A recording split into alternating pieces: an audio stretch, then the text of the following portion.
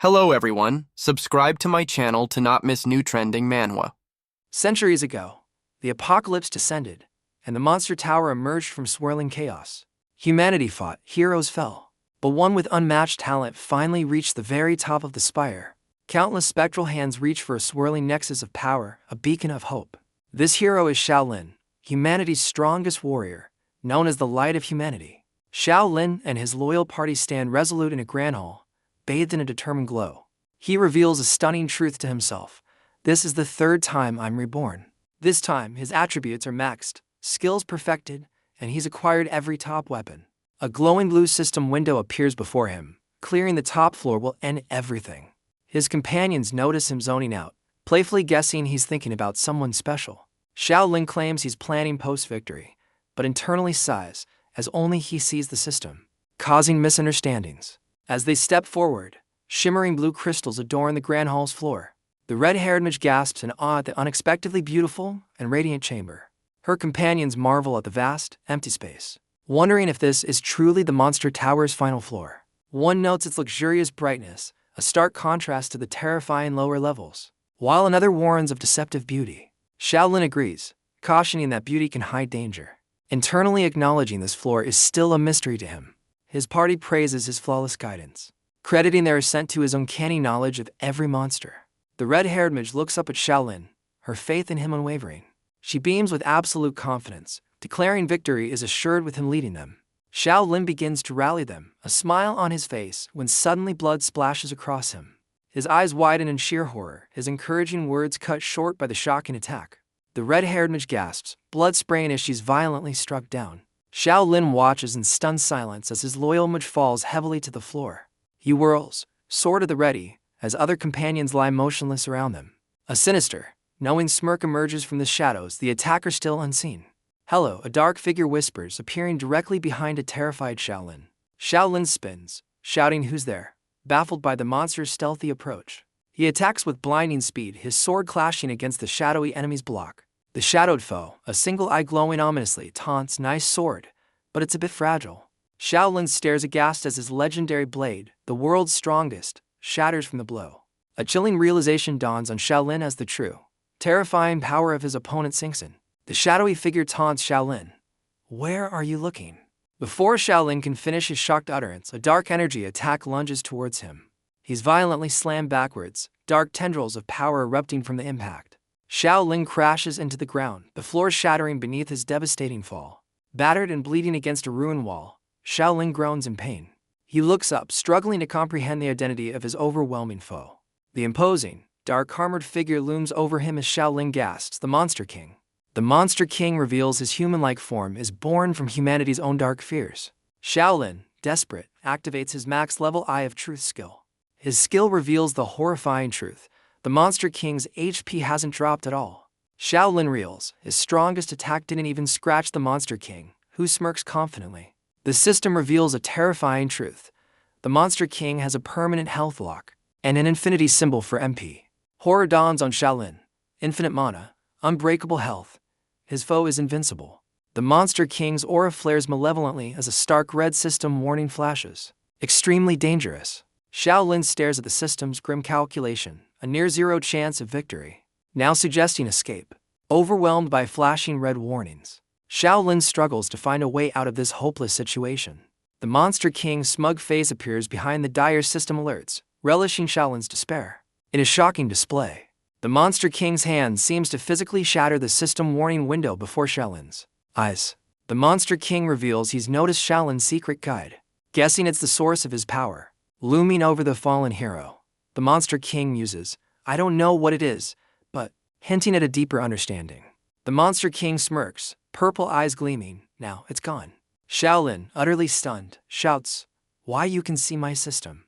"I can't," the Monster King retorts, hand outstretched, "but that doesn't stop me from crushing it. After all, I'm invincible." Shaolin despairs, "I'm about to be killed. I have no strength to resist him." As a faint green glow emanates from his arm, he admits, "I've experienced death before, but I've never been so terrified than now." Panic grips Shaolin. "Up until this moment, I can't think of any way to defeat the Monster King." Yet resolve flickers, "No, I can't give up. Next time I return, I'll fight harder." as green healing symbols envelop him. Suddenly, an ultimate healing spell, Infinite Restoration, activates, leaving Shaolin bewildered. Healing? Why is he healing me? A warm, endless flow of restorative energy floods Shaolin's body, a sensation he recognizes as an ultimate healing spell. To Shaolin's shock, the Monster King stands behind him, his hand on Shaolin's shoulder, channeling the powerful healing magic. Utterly bewildered, Shaolin questions the Monster King. "Why are you healing me?" The Monster King smirks, his purple eyes glinting as he asks, "You're a returner, aren't you?" He deduces Shaolin's multiple returns from his foresight, yet surprised at their meeting. The king muses that killing Shaolin would only lead to an infinite loop, where Shaolin eventually wins. Shaolin's aghast expression confirms the king's theory, who laughs at his lack of composure. "That's why I won't let you die," the Monster King declares, snapping his fingers as dark purple energy erupts around Shaolin. The king acknowledges Shaolin's remarkable armor, admitting only he could destroy such gear from a thrice-returned hero. Shaolin screams in agony, veins bulging, as the sinister purple tendrils constrict him, questioning why.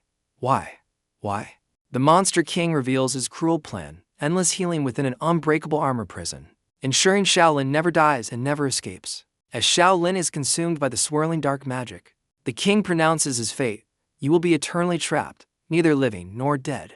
The Monster King muses about protagonist as Shaolin is consumed by agonizing dark energy. He casually kicks aside a chair, walking away from Shaolin's tormented form. The Monster King confidently seats himself upon his grand, imposing throne. From his throne, he surveys Shaolin's fallen companions, now eerily encased in shimmering ice. One frozen companion's face is shown, as the king ponders how everyone believes they're the main character. Another icy visage appears as the king questions how one identifies the true protagonist. Glistening ice crystals surround the fallen, as he states only a historian, not a prophet, knows the answer. The Monster King declares from his throne, the ultimate victor is the true protagonist. The camera focuses on the sharp, glowing ice, as he begins to explain why this is. With a sinister grin and glowing purple eyes, the Monster King proclaims, "I am the ultimate boss." News flashes across a skyscraper. Warriors Shaolin and his squad have perished. The somber report details their fall on the Monster Tower's top floor, so close to victory. Despite countless battles, humanity clings to hope that justice will eventually prevail. The Awakener Association urges humanity onward, calling for more elites to challenge the Monster Tower. Yet, the narrator questions when the final battle will be, and how many more must fall. Elsewhere, a red-haired woman asks her armored companion, King Feng, if this is the hidden S-Class dungeon. King Feng confirms this dungeon links the Monster Tower directly to the city, now cordoned off. Monstrous creatures are shown pouring from such dungeons, invading the heart of the city. Thus, while some elites attack the tower, most Awakeners defend the city by clearing these S-Class dungeons. King Feng and his companions stand ready before the swirling, dangerous portal of an S-Class dungeon. The red-haired woman asks King Feng if this dungeon's monsters drop the blood spike, and if such items can even harm the Monster King.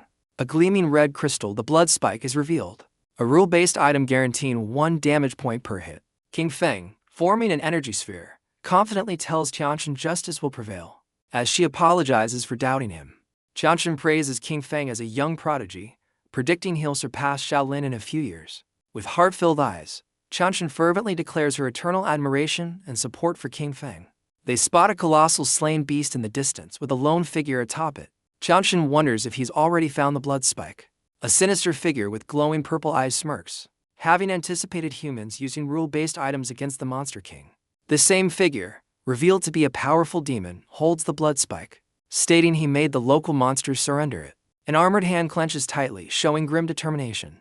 King Feng, now missing an arm, extends his remaining hand, demanding the figure hand over the blood spike. The demon smirks, blood spike in hand. "You don't even know who I am, and you think you can just steal my items." King Feng declares his name, King Fengbai, insisting the item is better used by him for justice. From atop the slain beast, the demon unleashes a torrent of crimson energy towards King Feng. King Feng looks up, startled, as red exclamation marks signify the sudden, powerful assault. A massive red blast collides with King Feng's gemstone, a rule-based item providing absolute defense in a 2-meter radius. Inside his glowing blue shield, King Feng marvels at the immense mana, wondering if his foe is even human. A bead of sweat rolls down King Feng's face, his eyes wide with shock at the demon's power. The demon now holds Qianchen hostage by the throat, identifying King Feng as the prodigy hailed as the next Shaolin. "Here's the deal," the demon proposes, "destroy your gemstone, and I'll let you and your admirer leave. As King Feng stares at his glowing blue gemstone, the demon assures him, I always keep my promises. King Feng hails Qianshen's sacrifice for humanity, promising her a memorial. He then launches a furious, glowing fist attack at the demon holding her.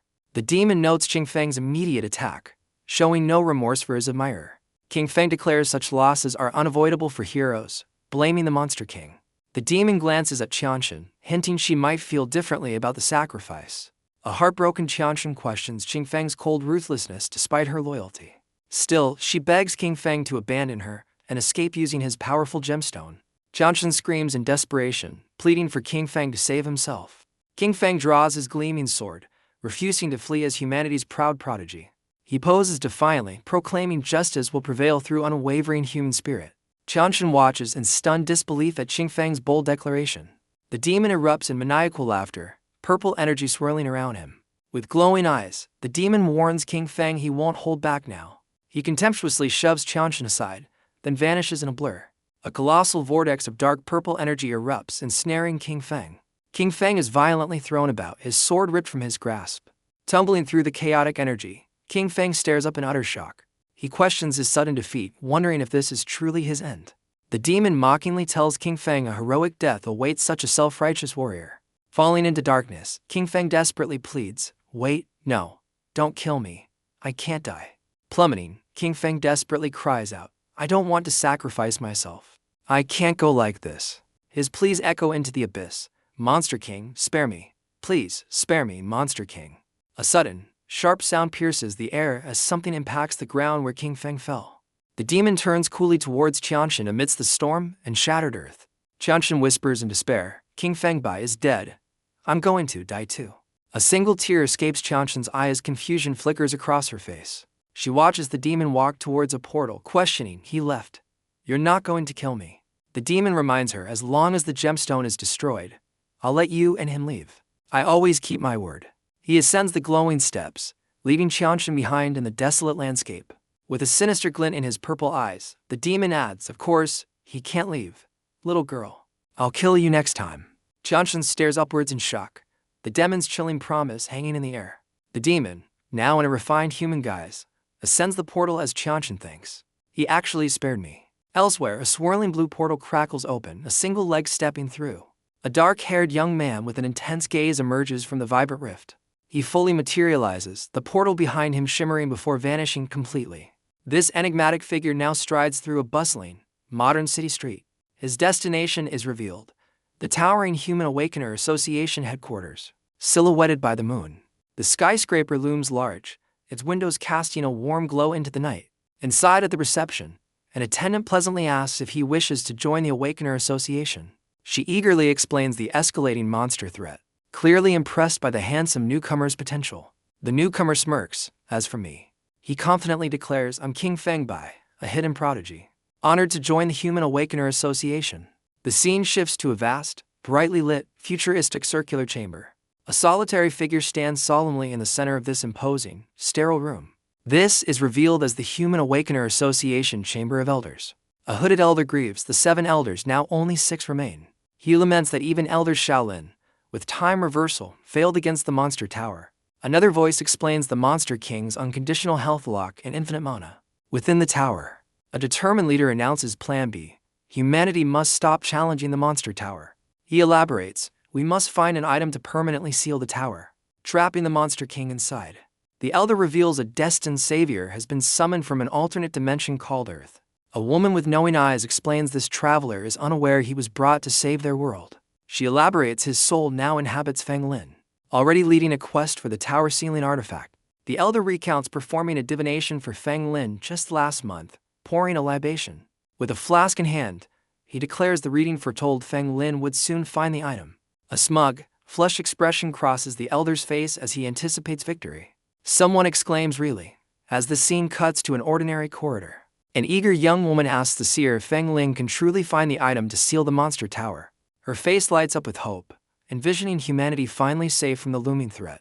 But the seer dampens her spirits, questioning, what happens if the Monster King is outside the sealed tower? The seer dismissively waves his hand, exclaiming nothing, as the woman looks utterly bewildered. He then bursts into laughter, assuring her he was joking. The Monster King would never leave the tower. The seer explains that outside the tower, the Monster King's power would be comparable to elite humans, making him an easy target. With fiery conviction, he declares humanity wins once Feng Lin, the prophesied savior, seals the tower. As he walks off, the seer confidently states Feng Lin will find the item tonight, while the annoyed woman decides to leave. Peeking into a room, the seer mutters about impatient youth, expecting Feng Lin's return. His eyes suddenly widen in complete shock as he stares into the room. The seer points accusingly at a figure by the window, demanding, "Who are you? What are you doing in my room?" The shadowy figure, a young man, looks up calmly, resting his chin on his hands with a simple "huh." He then smiles, introducing himself. "Hello, I'm a new member of the association, King Feng Bai." The seer, startled, acknowledges King Feng Bai, the new hidden prodigy he's heard about. King Feng humbly offers his help against the Monster King, as the seer invites him to sit down. King Feng states he's heard the seer possesses the ability to foresee the entire future. He then reveals, with a sigh, that he came to the association specifically for a prediction. With a chilling smile, King Feng requests a prophecy about the Monster King's future. The seer explains his power requires physically touching the subject during a full moon to see their future. King Feng, his eyes now glowing red, points out that tonight is indeed a full moon. A menacing hand belonging to King Feng looms over the terrified, reclining seer. The seer frantically clarifies he must touch the Monster King himself, whom he can't possibly reach. As King Feng lunges, the seer screams in terror, "Wait, you are not King Feng Bai, you're..." The seer gasps in terror, "Why, you are the Monster King." His foresight activates, revealing the Monster King will be killed by a human when the first snowflake falls. A vision shows the Monster King battling a human amidst a fierce, lightning-filled snowstorm. The Monster King's telepathy activates, his red eye glowing as he intercepts the seer's vision. He processes this newfound knowledge, a subtle, knowing expression on his face. The Monster King taps his foot, thoughtfully murmuring, "HMM, HMM." Gripping the seer, he asks, "Seer, are your predictions accurate?" As the seer desperately pleads. With a chilling gaze, the Monster King commands, "Then make a prediction about yourself. Predict whether I'll kill you tonight." The seer stares in utter disbelief and horror, exclaiming, "What?" The chilling confrontation ends, promising more to come with to be continued. The scene shifts, introducing a classic isekai web novel about a transmigrator's journey. A young man, a self-proclaimed corporate slave, is engrossed in reading this very novel. Suddenly, disaster strikes as he's hit by a car on his way to work. His novel tumbles, a familiar trope signaling the beginning of a transmigration. With a flash of light in his eyes, he confirms, "Yes, a transmigrator. I have transmigrated." He awakens in the novel's world as Feng Lin, the second son of the prestigious Lin family. This Feng Lin is known as the useless younger brother of Shaolin, the light of humanity. The transmigrator recalls his original impression of Feng Lin, arrogant, vile, and overshadowed. But now, with a determined glint in his shadowed eyes, he declares, "All of this is about to change. Because I'm here now." Feng Lin confidently addresses his father, "I know where the map to the sealed item is. Give me an elite squad." Feng Lin triumphantly holds a scroll, declaring he has the map to the Monster Tower sealing item. Inside the Awakener Association Hall, he muses his brother is dead, and the true protagonist is yet to emerge. Feng Lin stands proudly at the head of his assembled elite squad, ready for action. With a determined smirk, he proclaims it's his time to save this world, to become its savior. He confidently assures a stern-looking woman they'll obtain the sealing item, though she merely scoffs. Feng Lin internally identifies her as Ya Li, a cold beauty once unattainable, now his betrothed in this life. He then thinks of a timid, red-haired girl he met, someone he feels needs his protection. Feng Lin gently reassures this girl, Chanshin, that she's now safe within the headquarters. He internally smirks, thinking how pleasant it is to be with such a naive woman. Concluding transmigrators have it all. Feng Lin then announces he's leaving the rest to his squad, as Chanshin curiously asks his plans. Feng Lin announces he's off to chat with the seer, bidding his squad farewell. He smirks, believing sealing the Monster Tower will grant him anything he desires. Meanwhile, Ya Li and Chanshin approach the association's reception for some business. The receptionist politely asks how she can assist, as Ya Li states her intent to recommend someone. Ya Li formally introduces Chanshin Li, explaining she and Feng Lin rescued her from a dungeon. Chanshin nervously greets the receptionist, while Ya Li reveals Chanshin survived an encounter with the Monster King. Chanshin claims she was King Feng Bai's follower, witnessing the Monster King kill him before she escaped. The receptionist, confused, counters that King Feng Bai just joined and recently went to see the seer. Chanshan and Yali are utterly shocked by the news that King Fengbai is supposedly still alive. Elsewhere, the disguised Monster King smirks, his eyes glowing with ominous purple energy. The Monster King, disguised, grips the seer, demanding a prediction of his own imminent fate. Terrified, the seer begs for his life, offering unwavering loyalty and service to the Monster King. Unimpressed, the Monster King dismisses the seer's pleas as utterly boring. He muses that the seer's cowardice has taught him about human nature, deciding to send him on his way. With a sickening snap, the Monster King ends the seer's life, his victim's face frozen in a silent scream. The Monster King calmly departs, leaving the seer's lifeless form slumped in the chair. He then weighs his options, risk the prophecy by stopping Fang Lin, or return to the Monster Tower. Concluding it's too dangerous outside, he resolves to return to the tower and find a way to defy fate. A sudden realization hits him as he recalls a crucial detail: there's a secret exit. Meanwhile, Fang Lin arrives at the seer's room, placing a hand on what he believes is the seer. Fang Lin confronts the disguised Monster King, asking, "Who are you?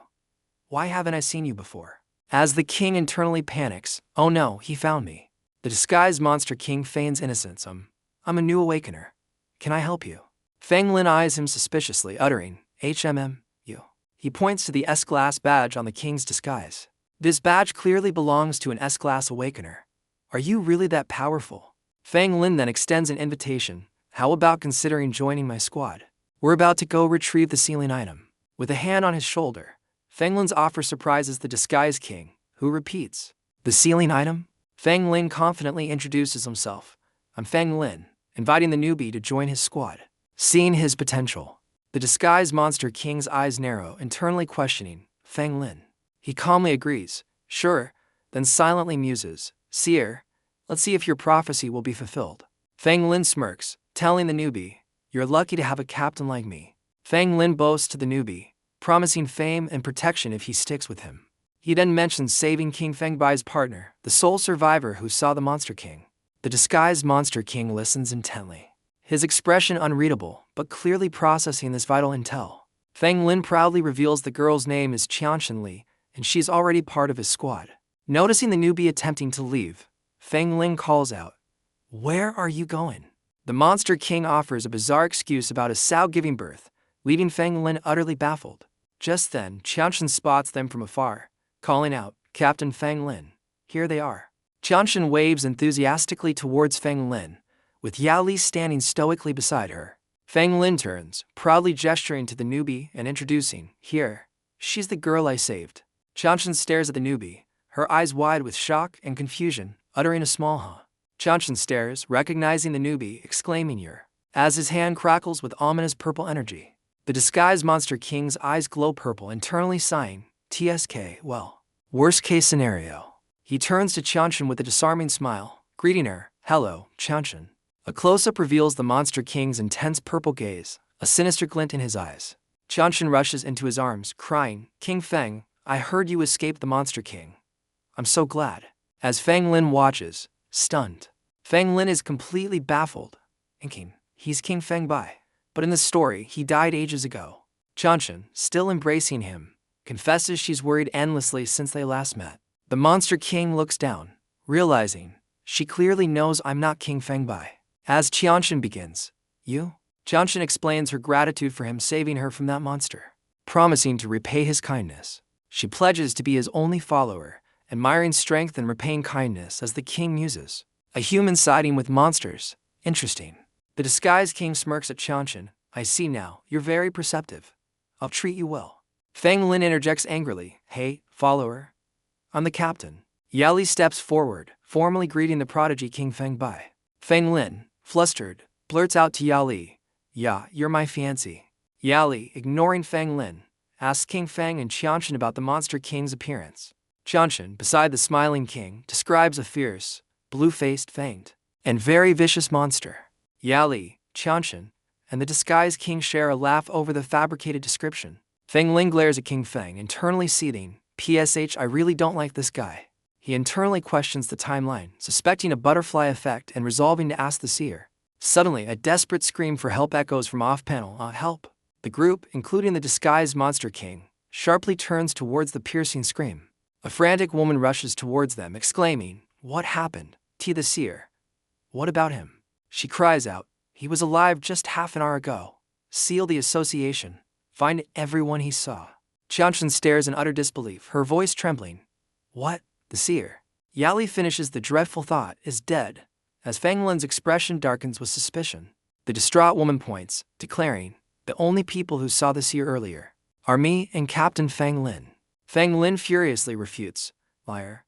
I hadn't even met him yet. I saw you lurking by his door. His eyes widen in sudden realization, a thought flashing, wait. Fang Lin points accusingly at the disguised king. So it was you who killed the seer. I knew something was off. Yali quickly grabs Fang Lin's arm as Qianchen protests. Fang Lin, calm down. What you're saying is ridiculous. Fang Lin shoves Yali aside, yelling, move, you fool, determined to confront the imposter. He glares furiously, insisting, he's deceived you all. This guy can't possibly be King Feng Bai. Fang Lin lunges towards the disguised king, shouting, kid, you can fool others, but not me. The disguised monster king smirks coolly, uttering a simple "oh," completely unbothered. Fang Lin throws a desperate punch, screaming, take this, aiming to expose the truth. The king effortlessly catches the blow, taunting, you dare speak to me like this? You don't even measure up to Shaolin. With a menacing red glint in his eye, the king delivers a swift, powerful counterattack. Fang Lin cries out in agony, arg, clearly outmatched by the sudden force. Defeated and on his knees, Fang Lin gasps in disbelief. How? The monster king pins Fang Lin down with a brutal stomp, as Qianchen screams from off-panel, stop. Stop fighting. Qianchen beams, just as I thought. I'm definitely following the right guy, as Yali shouts. Fang Lin. The monster king looms over Fang Lin, coldly asking, now, can we calm down? His purple eyes narrow, internally questioning. It's strange, though. How is this guy so certain about my identity?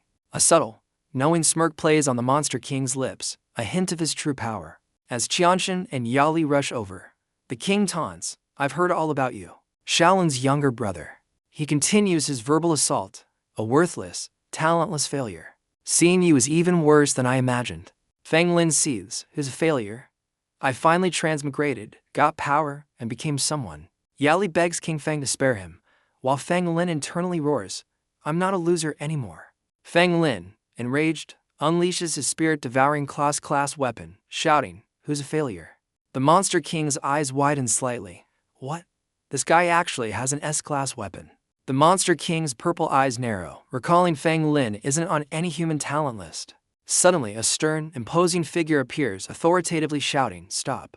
This newcomer unleashes a powerful wave of blue energy, commanding, all of you. The force blasts everyone backwards, the disguised king leaping to evade its full impact. Fang Lin stares at his hand in disbelief, his S-class weapon's power suddenly gone. The monster king analyzes the situation, wondering if it's a rule-based ability at play.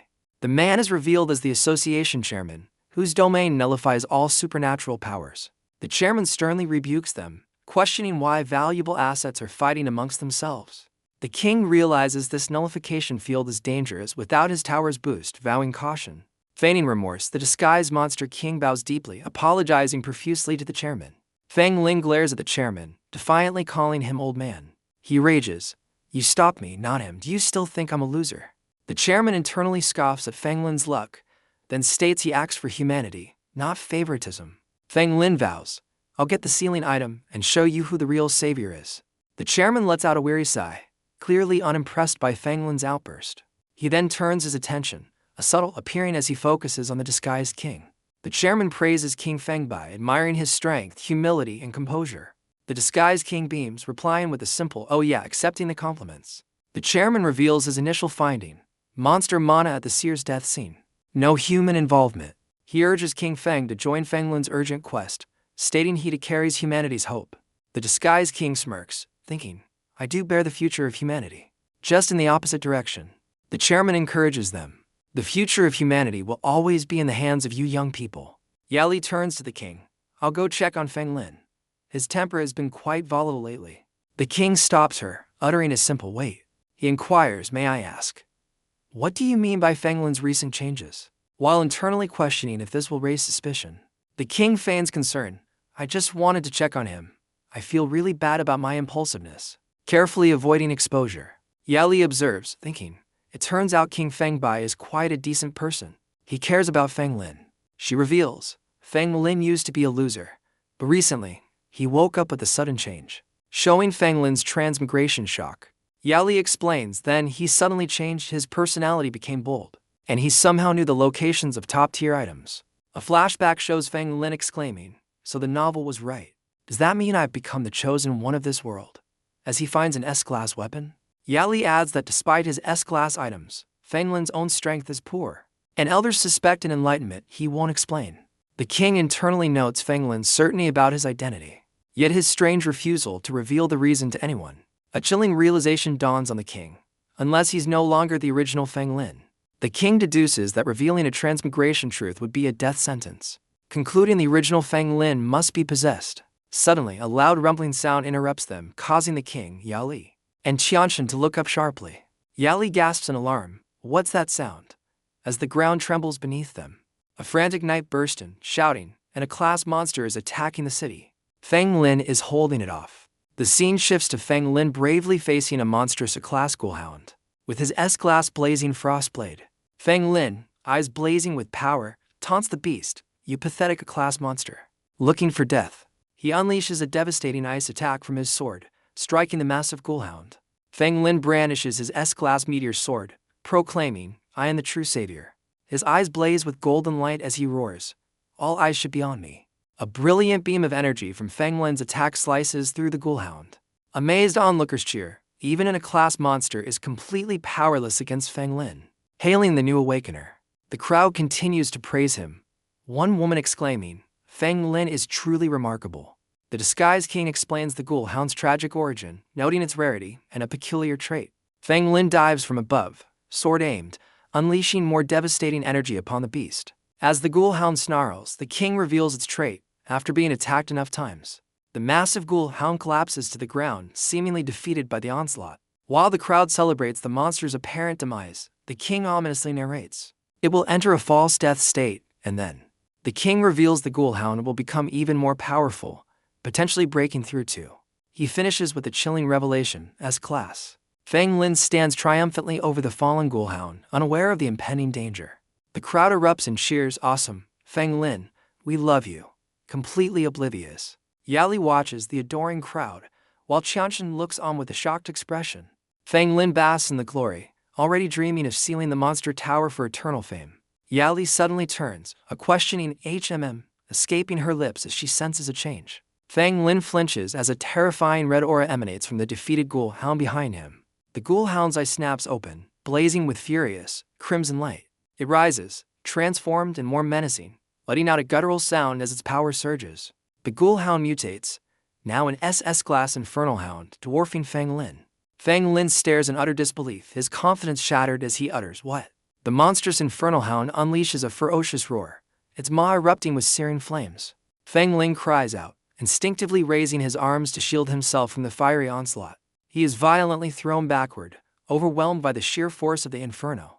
The infernal hound stands amidst the blaze, its power now terrifyingly apparent. A colossal fiery explosion rocks the city square, engulfing the spot where Feng Lin stood. Feng Lin lies battered and defeated on the ground, the shocked crowd and knights looking on. Panic erupts as onlookers scream, that hound didn't die. Oh no, run." Feng Lin, dazed, wonders how it took me down with just one strike.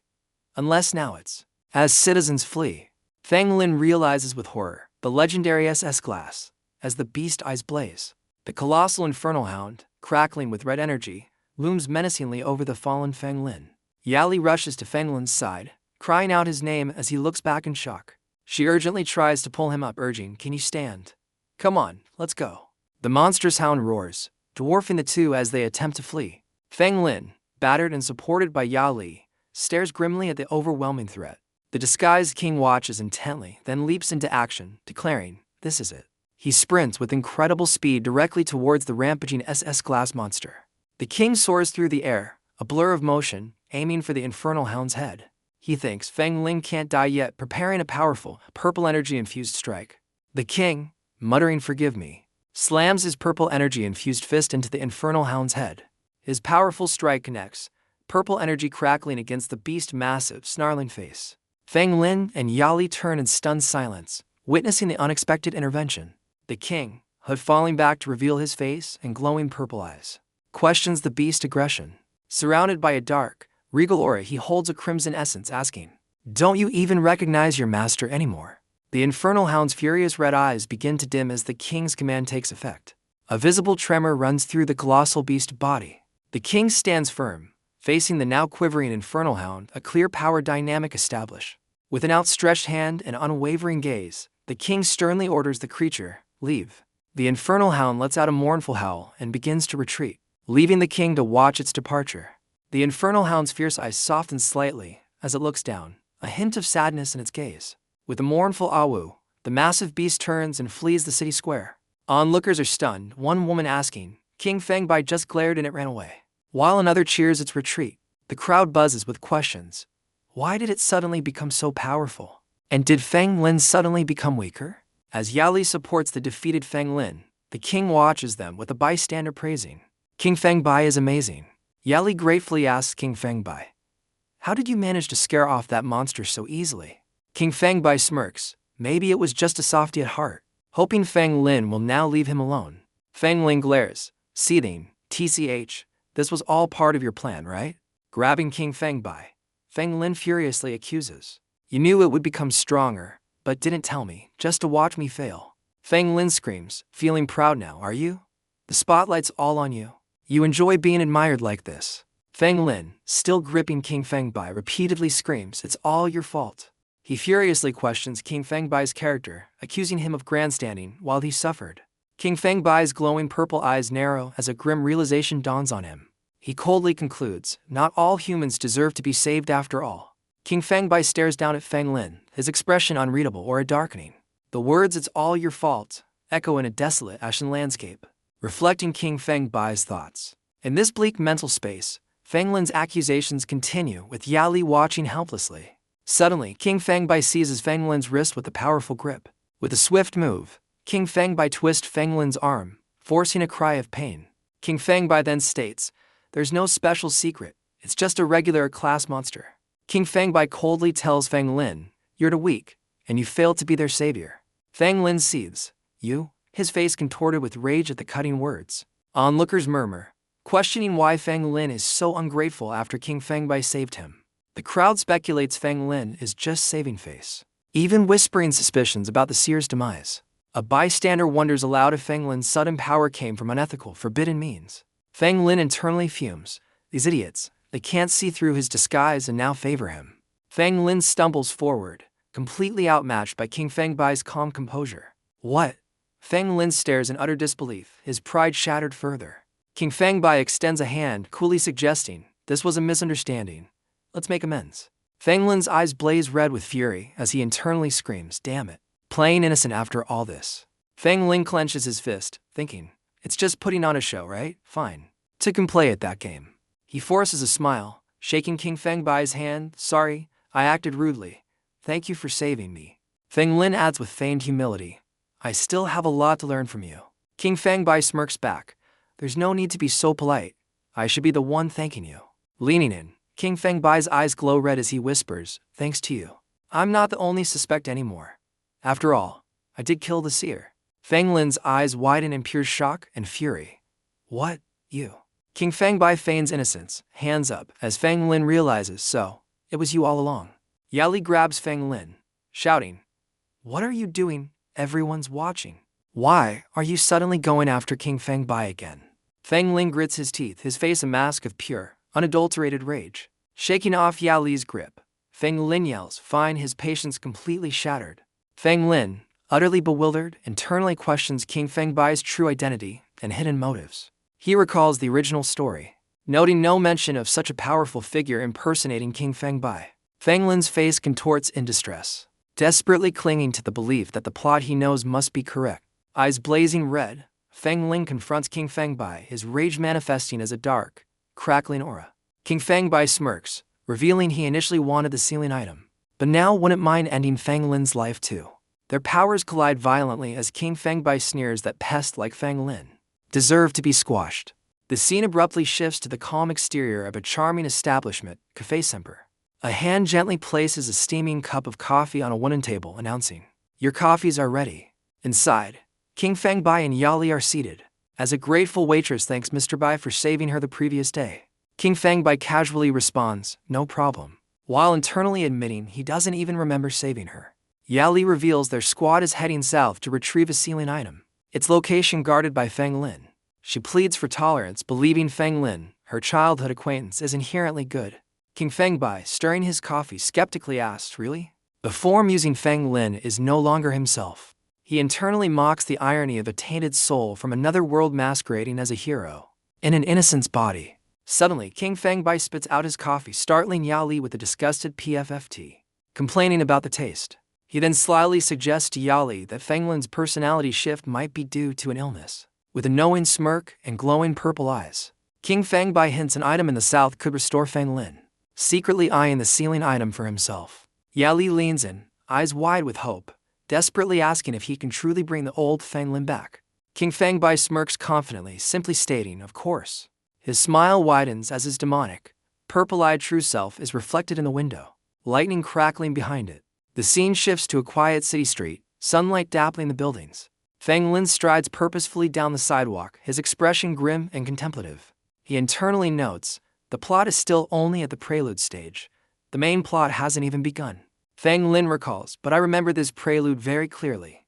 King Fangbai never came back to life. However, the seer definitely died before the story began." He remembers King Fangbai's suspicious behavior, only agreeing to join after hearing about the ceiling item.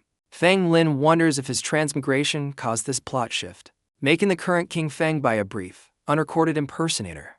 He deduces the seer's killer was never found in the original story, because this imposter was meant to disappear. Feng Lin now frets, will this change the original ending of the story? As the imposter joins the crucial mission, a vision of a dark, cloaked figure crackling with intense blue lightning flashes, symbolizing the chaotic change. Feng Lin clutches his head in despair. I just wanted to be the protagonist. But now the plot is spiraling completely out of control. Feng Lin stops dead in his tracks, an incredulous escaping his lips. He spots a familiar cafe Semper, and points, "That's," recognizing someone inside. Through the window, he sees Yao Li and King Fangbai together, wondering, what are they doing there? Feng Lin grits his teeth, a wave of frustration washing over him at this unexpected sight. His expression hardens as he declares internally, "The plot won't change. I am the chosen one." The scene shifts to the next day, inside a grand, sunlit hall with towering pillars. A voice calls out Feng Lin, echoing through the vast, formal chamber. A man in a suit addresses Feng Lin's assembled squad, emphasizing, retrieving the ceiling item is crucial for humanity. Feng Lin stands with his team, including Yao Li and the imposter King Fangbai, as the man instructs. "Now, lead your squad." The stern-faced man commands them, and set out immediately, his voice booming with urgency. Feng Lin leads his squad, his expression a mask of grim determination. He internally vows, "Just you wait," a silent challenge to his adversary. King Fangbai smirks condescendingly, while Feng Lin scoffs back with a defiant HMPH. The title Lord of the Apocalypse flashes over Feng Lin, hinting at his immense hidden power. Suddenly, a monstrous figure with glowing cracks erupts, letting out a terrifying roar. Hordes of these grotesque creatures advance across a desolate, fiery landscape. One monster lunges forward, its terrifying maw open in another chilling roar, eyes blazing. Ominous red streaks rain down from the dark, turbulent sky, heralding further doom. Amidst the chaos, a lone warrior wielding a glowing sword bravely battles the monstrous tide. Feng Lin joins the fray, unleashing a powerful shockwave of purple energy. Feng Lin, resolute, unleashes a brilliant sword strike against the roaring demonic tide. The squad battles fiercely, surrounded by an overwhelming horde of grotesque creatures. Feng Lin grits his teeth, realizing the monsters are weak but spawn endlessly. King Fangbai scoffs internally, helping humans. "I'll just pretend to fight." Suddenly, King Fangbai's expression shifts to mild surprise. "Huh?" Green, venomous energy begins to crackle around King Fangbai's arm. Eyes blazing white, King Fangbai unleashes his toxin's power, gripping his sword. He slams his toxin-infused sword into the earth, creating a vibrant green shockwave. A nearby monster is instantly enveloped and corroded by the potent green energy. A colossal pillar of toxic green light erupts, decimating monsters in a wide radius. The colossal green pillar of toxic energy erupts skyward, a beacon of destruction. Grotesque monsters are caught mid-shriek, visibly corroding within the virulent green onslaught. A blinding wave of emerald power rips through the battlefield, obliterating everything in its path. King Fangbai stands amidst the toxic aftermath, his sword still planted, the squad looking on.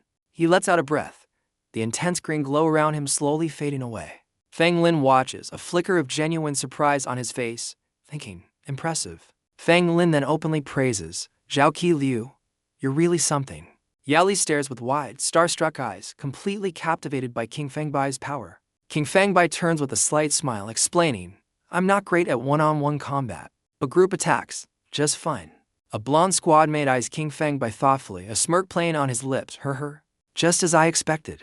The blonde squad mate addresses the team, everyone, I have good news and bad news. He smirks knowingly, a hint of mischief in his eyes. He elaborates, we're close to the item, but the terrain is treacherous and monsters unknown. Danger lies ahead. Fang Lin turns, suggesting, we've traveled for days. Rest in town, I'll scout ahead alone. The squad erupts in protest, Yali pleading, Fang Lin, it's too risky. What if you're attacked again? Fang Lin smiles confidently as captain. Finding the safest route is my duty, a risk I must take. He stands resolute, my mind's made up, don't try to change it, as the squad watches with concern. King Fangbai remains silent, his expression unreadable, as he observes Fang Lin. One squad mate weeps openly, Captain is a really good person. While King Fangbai looks on impassively. Fang Lin smirks, eyes glowing red, thinking, heard it worked. This is all for you, Zhao Qi Liu. Fang Lin internally acknowledges Zhao Qi Liu as a future SS-class powerhouse, currently in a mere temporary alliance. He recalls that in the original story, Zhao Qi Liu is destined to become the protagonist's loyal right-hand man. Fang Lin muses on Zhao Qi Liu's future devotion, becoming a crucial ally on the hero's path to success. This loyalty, Fang Lin knows, stems from the original hero crafting a potion to purify Zhao Qi Liu's toxins. Fang Lin plots to usurp this role, intending to bring Zhao Qi Liu under his control before the true protagonist even appears. He vows not only to get the sealing item, but also to steal the future hero's luck and glory, making Zhao Qi Liu his puppet. Turning to leave, Fang Lin tells the squad he'll rejoin them after scouting, ready to proceed together. With a casual CIO, Fang Lin internally boasts of knowing all the rare material locations from the story. A sinister smirk crosses Fang Lin's face as he confidently thanks Zhao Qi Liu. You will soon submit to me. King Fangbai watches Fang Lin depart, his own eyes now glowing with the mysterious purple light, his expression unreadable. King Fangbai internally reflects, sensing Fang Lin isn't the selfless type he pretends to be. A female squad mate announces she's heading to an underground auction, with Yali eagerly wanting to join. The squad mate, her expression resolute, thinks of King Fangbai with concern. She theorizes that Fang Lin's soul might be corrupted by monster energy, altering his personality. She declares her intention to retrieve an item from the auction to purify his corrupted soul. Her goal is to restore Fang Lin to his original self, a vision of a pure Fang Lin appearing. King Fangbai watches silently as the two female squad mates depart on their new mission. One of the remaining men notes their departure, suggesting they follow the young master's orders and rest. King Fangbai suddenly interjects with a sharp weight, his expression intense. The squad mate turns, questioning if King Fangbai's objections to the young master's plan. King Fangbai internally judges Fang Lin. He definitely isn't a good person. He then suggests to the squad mate, how about we follow him secretly? The squad mate enthusiastically agrees, praising King Fangbai's concern for their captain. Another squad mate observes, thinking King Fangbai is kind and considerate for his age. King Fangbai humbly replies, it's all for humanity, a gentle smile on his face. Internally, his purple eyes gleam. Come on, Fang Lin. Let's see. A subtle smirk plays on his lips as he thinks, what your true intentions are. The blonde squad mate watches this exchange with an intrigued, knowing smile. Suddenly, a stone statue with glowing red eyes rumbles ominously in a dark, misty area. A knight chess piece statue with a glowing purple eye appears, revealing the malicious chessboard S-Glass dungeon. Fang Lin recalls that a vital purification crystal for an S-Glass potion lies hidden within one of these chess pieces. He stands resolute, knowing the crystal is key, but its exact location within the malicious chessboard is unknown.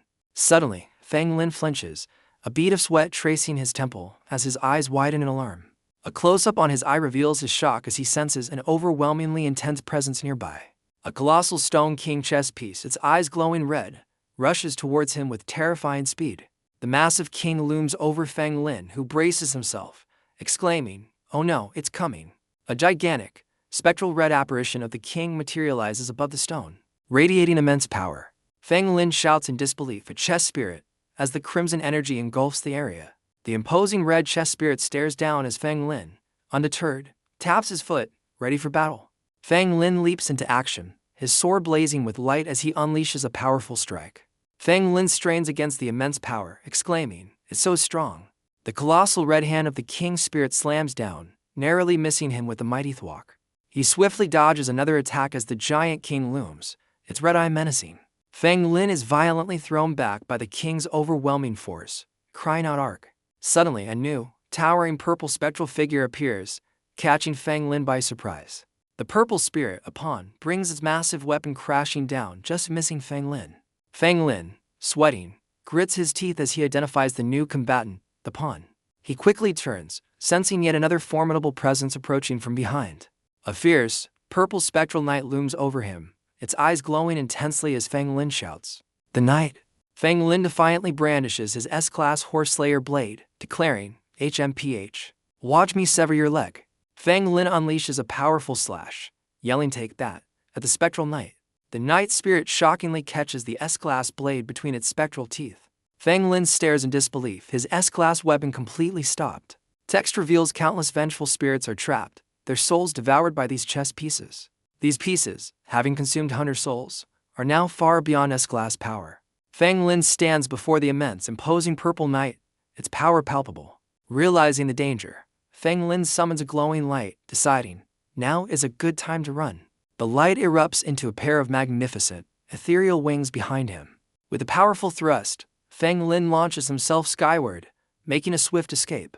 He soars through the air, his new wings carrying him away from the deadly chess spirits. Feng Lin, wings spread, prepares to take flight from the checkered floor. He glances back, a bead of sweat forming as he utters a confused "huh?" Suddenly, a colossal purple spectral queen chess piece materializes, towering over him. Feng Lin's eyes widen in terror. "WH," he stammers, as the queen prepares to strike. The spectral queen unleashes a devastating downward slash with immense purple energy. Her massive attack slams into the ground with a deafening thwack. Dust and debris explode upwards from the sheer force of the queen's impact. A pained UGH escapes Feng Lin as the shockwave hits. He's sent sprawling, crashing hard onto the cold, unforgiving floor. The giant spectral queen raises its foot, ready to stomp the life out of him. As the queen's foot descends, the spectral red king looms over a fallen Feng Lin. Pinned between the colossal king and queen, Feng Lin whispers in despair, "I'm dead." His eyes wide with terror, he grits his teeth, realizing, "I'm trapped." The giant red king's spirit glares down, its immense form ready to crush him. Its massive, ethereal red hand reaches for Feng Lin, who could only utter, "No. No. I'm a transmigrator," he screams internally. "This can't be it for me." Suddenly, a pale, claw-like hand crackling with purple lightning slams onto the king's head. The mysterious hand crushes the spectral king's head with a devastating whack, shattering its form. Feng Lin shields himself as a shockwave booms outwards, debris flying everywhere. Stunned and still on the ground, Feng Lin wonders with a bead of sweat, "Who is that?" Feng Lin marvels, "He's like a blur, I can't even see his movements." In an instant, purple energy erupts, shattering all the colossal chess pieces. Still reeling, Feng Lin wonders aloud, "Who could that be?" Suddenly, familiar voices cry out, "Young master," and "Captain," as figures rush to his side. Feng Lin looks up in surprise to see Hu Gao and Zhao Qi appearing before him. They ask if he's all right, and Feng Lin, recovering, questions their presence. Hu Gao explains King Feng Bai was worried, so they secretly followed to provide backup. Zhao Qi chides him for tackling an S-Class dungeon alone. Revealing King Feng Bai suggested they tail him. Feng Lin is stunned, exclaiming "King Feng Bai," and realizing he must have been the one who intervened. Amidst the ruins, King Feng Bai stands, fists clenched, his eyes glowing with purple power. King Feng Bai stands amidst swirling, grateful spirits, a question mark above his head. He wonders, are these the souls of hunters who died at the hands of the chess pieces? The freed spirits gather, one offering a glowing blue crystal to King Feng Bai. He realizes they're grateful for freedom, even knowing he's the Monster King. The item is revealed, a rare material purification crystal. Feng Lin, watching, thinks, "Damn it, this is definitely the worst-case scenario." The purification crystal ended up in HI's hands. King Feng Bai maintains a calm, unreadable expression. He holds the crystal, looking towards Feng Lin, Hu Gao, and Zhao Qi. King Feng Bai casually asks, "Do you want it?" His eyes glow purple as he thinks, his face is like an open book, while blue energy emanates from the crystal. King Feng Bai smirks, telling Feng Lin, "Sadly, it's mine now." He internally notes the crystal must be valuable to Feng Lin, even if its purpose is unknown. Hu Gao suggests teamwork, but Feng Lin internally struggles with how to get the crystal. Feng Lin seethes, thinking he could have defeated the king himself given more time. He snaps at his companions.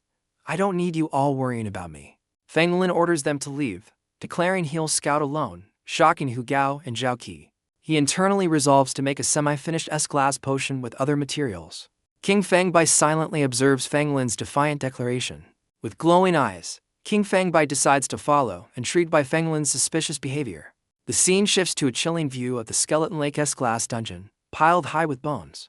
At Skeleton Lake, King Fangbai casually greets Feng Lin, holding a glowing rare material inferno ball. Feng Lin, utterly exasperated, screams, "You again." His face contorts with rage and sweat, clearly at his wit's end. Damn, Feng Lin curses, watching King Fangbai perched mockingly on a giant skull. The scene shifts to Bone Cliff Dungeon. King Fangbai now holds a rare material dragon bone scale, taunting Feng Lin. In Wind Abyss Dungeon, King Fangbai snags a rare material legendary elixir as Feng Lin howls in pure frustration below. Under a haunting purple moon, the chase for materials evidently continues through various grim locations. Feng Lin finally explodes. He snatched them all, as Hu Gao and Zhao Qi watch. King Fangbai stands calmly, the 3 stolen rare materials glowing brightly in his hand. He ponders Feng Lin's strange actions, wondering why he'd go to such lengths for these specific items. Feng Lin approaches King Fangbai, a sly look on his face. "Mr. Bai, you better come in." King Fangbai's eyes widen in sudden realization. Wait, could those be the materials I've searched for years? Feng Lin formally requests, "Mr. Bai, please let me take a look at the materials you obtained." King Fangbai responds with a simple "huh," as Feng Lin stands ready, eyeing the glowing items. Suddenly, the rare materials erupt in a fiery blaze as King Fangbai initiates a refinement process. His hand guides the fiery essence, then a purple energy swirls, beginning the synthesis. An ornate, glowing vial forms, revealed as the legendary S-Class Purification Potion. King Fangbai calmly holds the newly crafted, potent purple potion in his hand. Feng Lin stammers that completely stunned, while King Fangbai looks back inquisitively. Feng Lin exclaims in disbelief that it's the S-Class Purification Potion, a formula no top alchemist could provide. King Fangbai casually asks Feng Lin, "You really want it?" As the potion glows, he offers the potion, stating, "Then take it. I have no use for it myself," leaving Feng Lin utterly stunned. Feng Lin clutches the potion, stammering in disbelief, sweat dripping down his face. He erupts, You gave it to me just like that." Realizing he can finally cleanse the toxins, Feng Lin's eye swirls with a storm of emotions, a newfound hope igniting within. King Fangbai recoils, his heart thumping in surprise at Feng Lin's intense reaction. Overwhelmed, Feng Lin clings to King Fangbai's leg, tearfully vowing, "I'll be your most loyal follower." King Fangbai shouts, flustered, "Get away from me. It's just an S-glass potion, calm down." Feng Lin looks up with terror-filled eyes, innocently asking, "Huh?" confused by the rejection. Declaring King Fangbai's selflessness, Feng Lin vows to stick with him forever. As King Fangbai yells, "You're disgusting, stay away," King Fangbai internally panics, "I'm the Monster King. How did I get another human follower? What a headache." He desperately tries to shake off the clinging Feng Lin, shouting, "Let go," as Zhao Qi watches. Hu Gao stammers, "Why, young master?" while Zhao Qi internally fumes, "TSK. He even got Zhao Qi Liu to submit, damn it." King Fangbai glances sideways, a thoughtful escaping him. He internally questions, "Strange, what's going on with Feng Lin?" observing the other man. His mind races. And how did the materials he sought happen to be what Zhao Qi Liu searched for his whole life? Feng Lin remains latched onto King Fangbai's leg, still sobbing uncontrollably. A realization dawns on King Fangbai. Wait, unless he did all this to win over Zhao Qi Liu, but I beat him to it. He further ponders, that theory is quite possible, but how did he know where these items were? King Fangbai considers Feng Lin, thinking, and I still can't figure out how he was so certain the real King Fangbai was already dead. King Fangbai muses that the truth awaits Yao Li's return with the soul-restoring item. Zhao Qi lets out a weary exhale, his expression unreadable. He instructs everyone to rest, planning to retrieve an item once Yao Li and Qianchen return. King Fangbai watches Zhao Qi's declaration, a silent thought bubble hanging above him. Zhao Qi clenches his jaw, a subtle sign of his simmering frustration. His eyes blaze red as he internally vows, "King Fangbai, I need to get rid of you." The scene shifts to a quiet hotel under the glow of a full moon.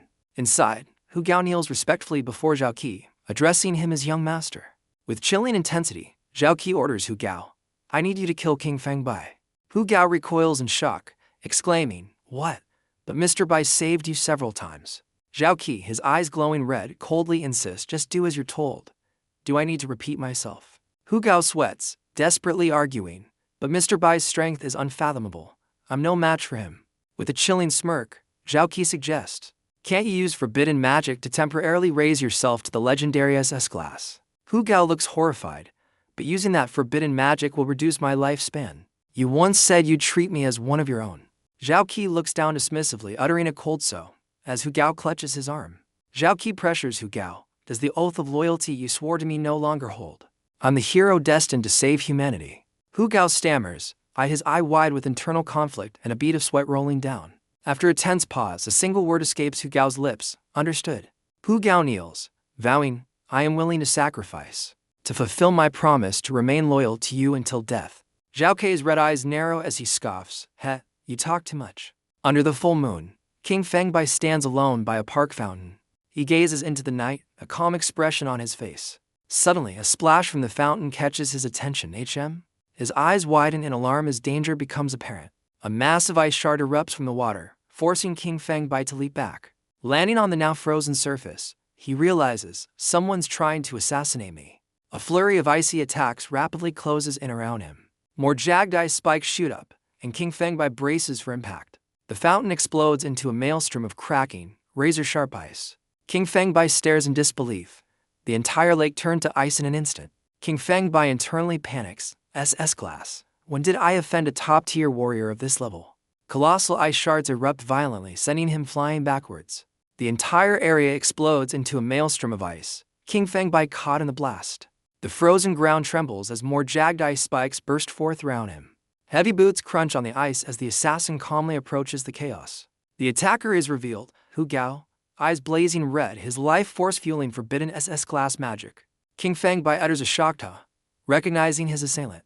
Hu Gao stands stoically amidst the icy devastation, a rocket launcher strapped to his back. King Fengbai springs into action, nimbly leaping across the treacherous, shifting ice.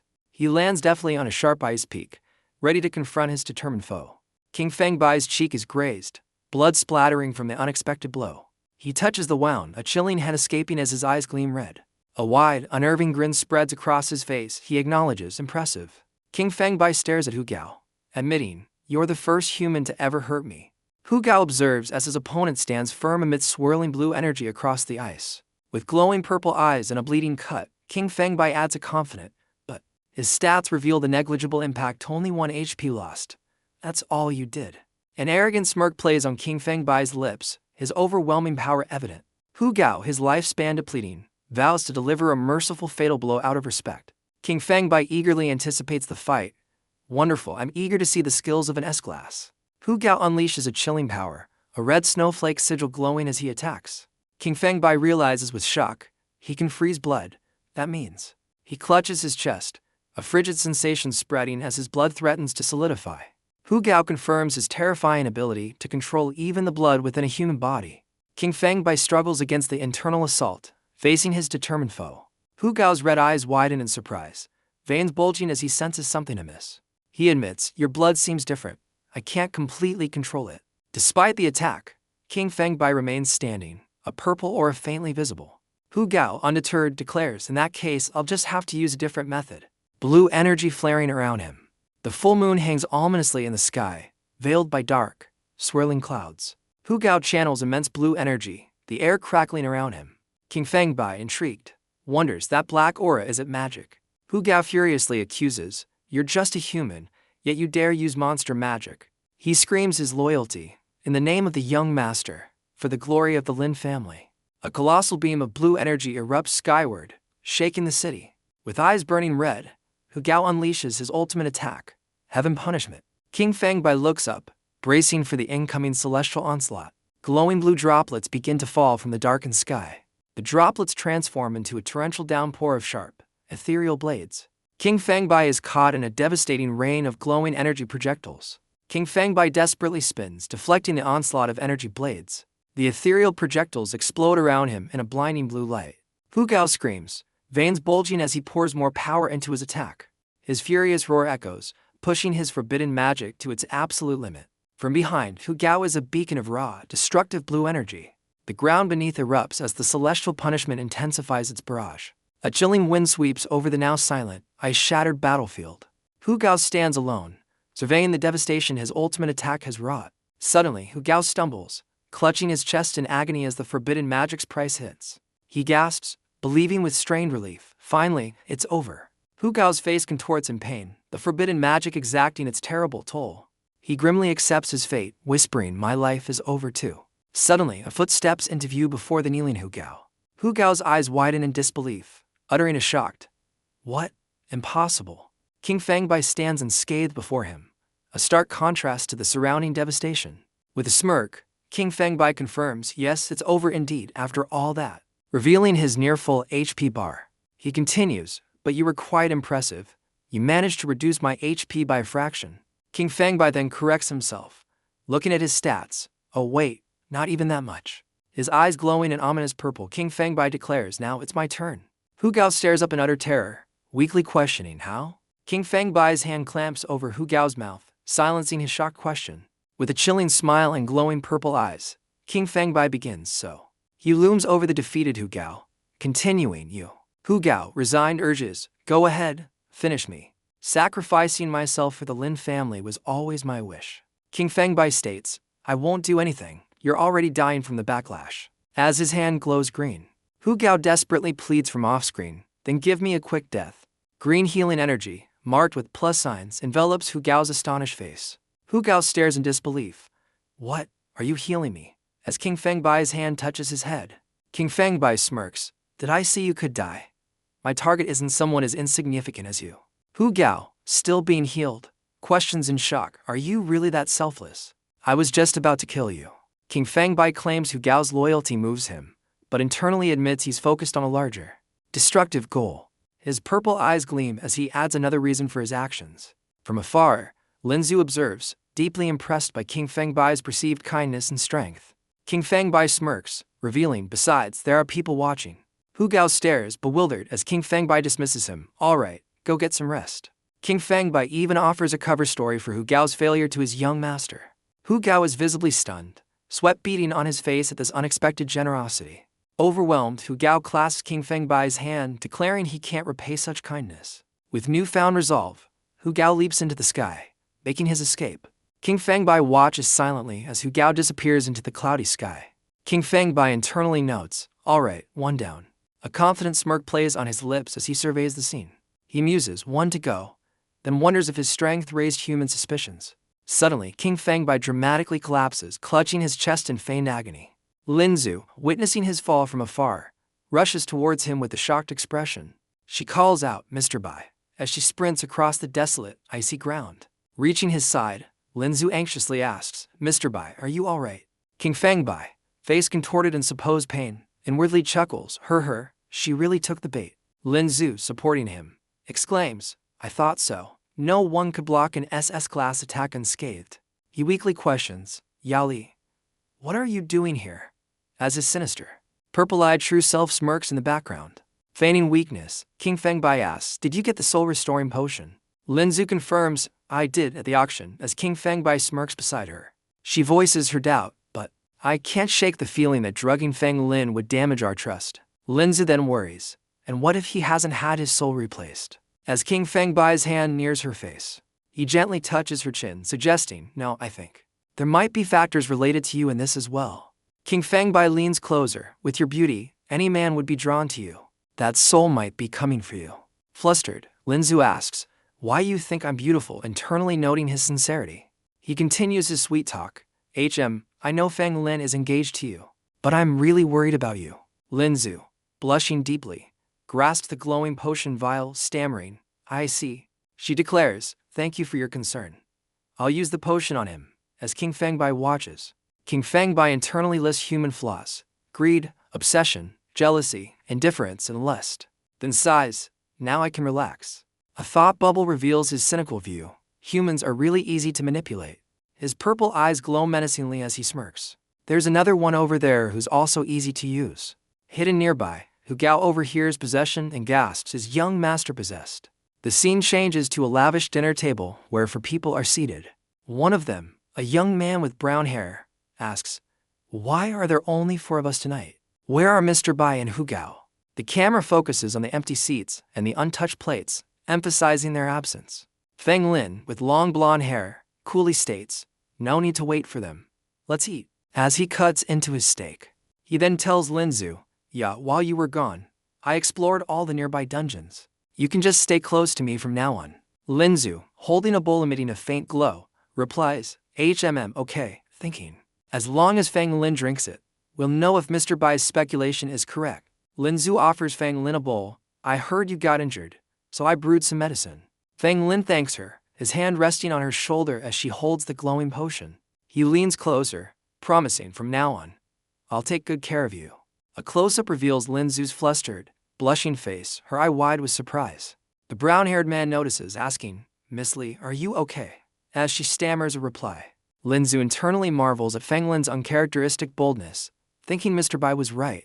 She pulls away, flustered, "I'll let go," while Feng Lin questions her reaction. The other two diners watch the tense interaction with concerned expressions. Suddenly, Hu Gao appears in the doorway, and the brown-haired man exclaims, "Hu Gao, you're finally back." Feng Lin smirks, thinking, Hu Gao made it back alive. Looks like he did it. Feng Lin turns to Hu Gao with open arms, exclaiming, "You're finally back. I was really worried about you." Hu Gao gravely reports, "Young master, this time I sacrificed 20 to 30 years of my lifespan using forbidden magic, but in the end." Feng Lin smiles, "It's fine. As long as you completed the mission, the sacrifice won't have been in vain." He continues, a sly look on his face, "I'll treat you well from now on." Hu Gao stares in wide-eyed shock, a bead of sweat on his temple. Suddenly, King Feng Bai appears behind Hu Gao, a knowing smirk on his face. As a large red question mark appears, King Feng Bai taunts, "What? You look like you've seen a ghost," as he casually walks past. Hu Gao leans in to whisper urgently to Feng Lin, "Young master, I even got some intel." Feng Lin violently shoves Hu Gao away, roaring, "Get lost." Feng Lin's eyes blaze red with fury, his face contorted in a snarl. Lin Zhu leaps between Feng Lin and King Feng Bai, shouting, "King Feng Bai." King Feng Bai, with a knowing look, warns Lin Zhu, "He's not himself. Watch out." Feng Lin furiously questions Lin Zhu, "Yali, you're my fiancé. What are you doing?" Feng Lin's eyes blaze with red-hot anger, his face a mask of fury. The brown-haired man whispers about the tension, but Qianchen dismisses it as usual. Feng Lin grabs Hu Gao, berating him, "It's all your fault, you useless fool." Hu Gao internally questions Feng Lin's sudden cruelty, wondering if he's truly himself. Hu Gao doubles over, shocked and hurt by his young master's harsh words and actions. Hu Gao clenches his fist, realizing the real Feng Lin might be in danger, eyeing the potion. A bead of sweat rolls down Hu Gao's face as he steels his resolve, thinking, in that case. King Feng Bai slyly asks Qianchen, "If a fight breaks out later, whose side will you take?" As she looks bewildered, Hu Gao, with grim determination, turns to face his young master. He kneels before Feng Lin, addressing him respectfully, "Young master." Hu Gao offers the glowing potion, urging, "Please think of your own health and drink the medicine first." Feng Lin snatches the bowl, sneering, "Pathetic. You couldn't complete the mission." Internally, Feng Lin decides not to embarrass Hu Gao further and brings the potion to his lips. He takes a sip, but his eyes suddenly widen in alarm. The bowl shatters on the ground, its magical contents spilling everywhere with a smash. A spectral blue figure erupts from Feng Lin, who chokes as the spirit roars, "They care about me." Lin Zhu and the brown-haired man stare in utter disbelief at the shocking scene. Qianchen stares in shock, asking Feng Lin who he's talking to, while the brown-haired man sips calmly. A disembodied voice taunts, "Come on, keep going." In a vision, King Feng Bai looms over a beaten Feng Lin, demanding the sealing item's location. Feng Lin's true spirit struggles violently against the possessing entity, screaming, "Give me my body back." The possessed Feng Lin clutches his head in agony, sending the lavish dinner crashing to the floor. He stumbles away, disoriented, as his companions call out in alarm. The imposter internally panics, "The real Feng Lin is fighting me for control. They can't find out." Hu Gao confirms his suspicions about Feng Lin, but Lin Zhu asks helplessly what they should do. King Feng Bai observes the chaos with a knowing, almost amused expression, Qianchen looking towards him. The true Feng Lin's despairing thoughts echo, his soul is fading. Unable to fight the otherworldly possessor, the true Feng Lin, regaining momentary control, decides to expose the possessor's greatest secret. He frantically writes down a story from the entity's memories, a tale of a hero, He Li, destined to save their world. The story reveals He Li's journey, starting with accidentally killing a Feng Lin and culminating in defeating the Monster King. Realizing King Feng Bai is trustworthy, Feng Lin prepares to send him this vital information. A mystical messenger bird appears, ready to carry Feng Lin's desperate warning. Feng Lin hopes this knowledge will empower King Feng Bai to guide the true hero He Li. As the bird departs with the crucial letter, Feng Lin feels a flicker of accomplishment. His strength wanes. Feng Lin prays King Feng Bai can stop the malevolent soul. Feng Lin's true spirit fades, his body slumping as the possessor reasserts dominance. The imposter, now fully in control, plots to eliminate everyone who witnessed the incident. The scene shifts to a colossal SS glass demon lair, filled with countless dormant demonic figures. Closer inspection reveals powerful, horned demons frozen within their shadowy alcoves. Lin Zhu and another companion marvel at the SS glass dungeon, wondering why the monsters are inert. The imposter, now with orange hair, smirks triumphantly, believing the item fragment is within his grasp. Jianshan urgently tells the brown-haired man to prepare to snatch the fragment, but to avoid harming Feng Lin. Suddenly, the imposter unleashes a blinding golden energy blast down upon his unsuspecting allies. The brown-haired man and Jianshan cry out in shock and pain, realizing they've been ambushed. The imposter sneers, revealing his plan to eliminate them all to protect his true identity. He cackles, unleashing another wave of power that slams his former companions to the ground. Jianshan screams in terror, "Oh nitrogen monoxide, look!" as the previously dormant demons begin to awaken with glowing red eyes. A massive, horned demon awakens, its eyes blazing with red fury. More grotesque monsters stir to life, their awakening filling the chamber. The awakened demons advance, their shadows falling upon the trapped adventurers. The injured party despairs, realizing escape from the ambush is impossible. The brown-haired man turns, vowing to hold back the tide of monsters alone. His comrades react with shock and disbelief at his selfless declaration. Lin Zhu urges Jianshan to flee, accepting King Feng Bai's noble sacrifice. This King Feng Bai rushes to a massive door, determined to seal their pursuers. Jianshan silently acknowledges his bravery, hoping the Monster King will also eliminate the other Asters King Feng Bai. He slams the heavy door shut with a deafening clang, sealing his fate. The imposter smirks, red eyes glowing. "Now that you've left, I can finally reveal my true identity to my followers." Leaning against the massive door, he addresses the awakened demons. "Long time no see, my minions." 3 colossal demons with blazing red eyes roar in response to his call. He unleashes a powerful kick against a monstrous jaw, asking, "Have you all forgotten who I am?" After my long absence from the monster tower, he declares, blasting them with purple energy. Surrounded, the imposter fiercely battles the demonic horde with dark power. A devastating shockwave of crackling purple energy rips through the attacking monsters. He stands at the epicenter of a chaotic energy blast, sending demons reeling. A shadowy, demonic visage of himself materializes behind him. "Have I jogged your memory?" Now perched on a giant skeleton, he commands, "Bow down to the Monster King." As demons roar, the Monster King, eyes glowing purple, commands his demonic horde now, "Go and hunt down Feng Lin." Elsewhere, He Li clutches a glowing fragment, declaring, "The item fragment has already formed a blood bond with me. I am the hero." Suddenly, He Li's triumphant expression turns to shock as he exclaims, "What?" The Monster King appears before him, flanked by a terrifying legion of monsters, including a dragon and a giant wolf. He Li stands his ground, overwhelmed, so many monsters, as they surround him. Perched atop his demonic wolf, the Monster King coolly greets the hero, "Hello." He Li stares, recognizing the Monster King's human form and his unsettling, familiar smile.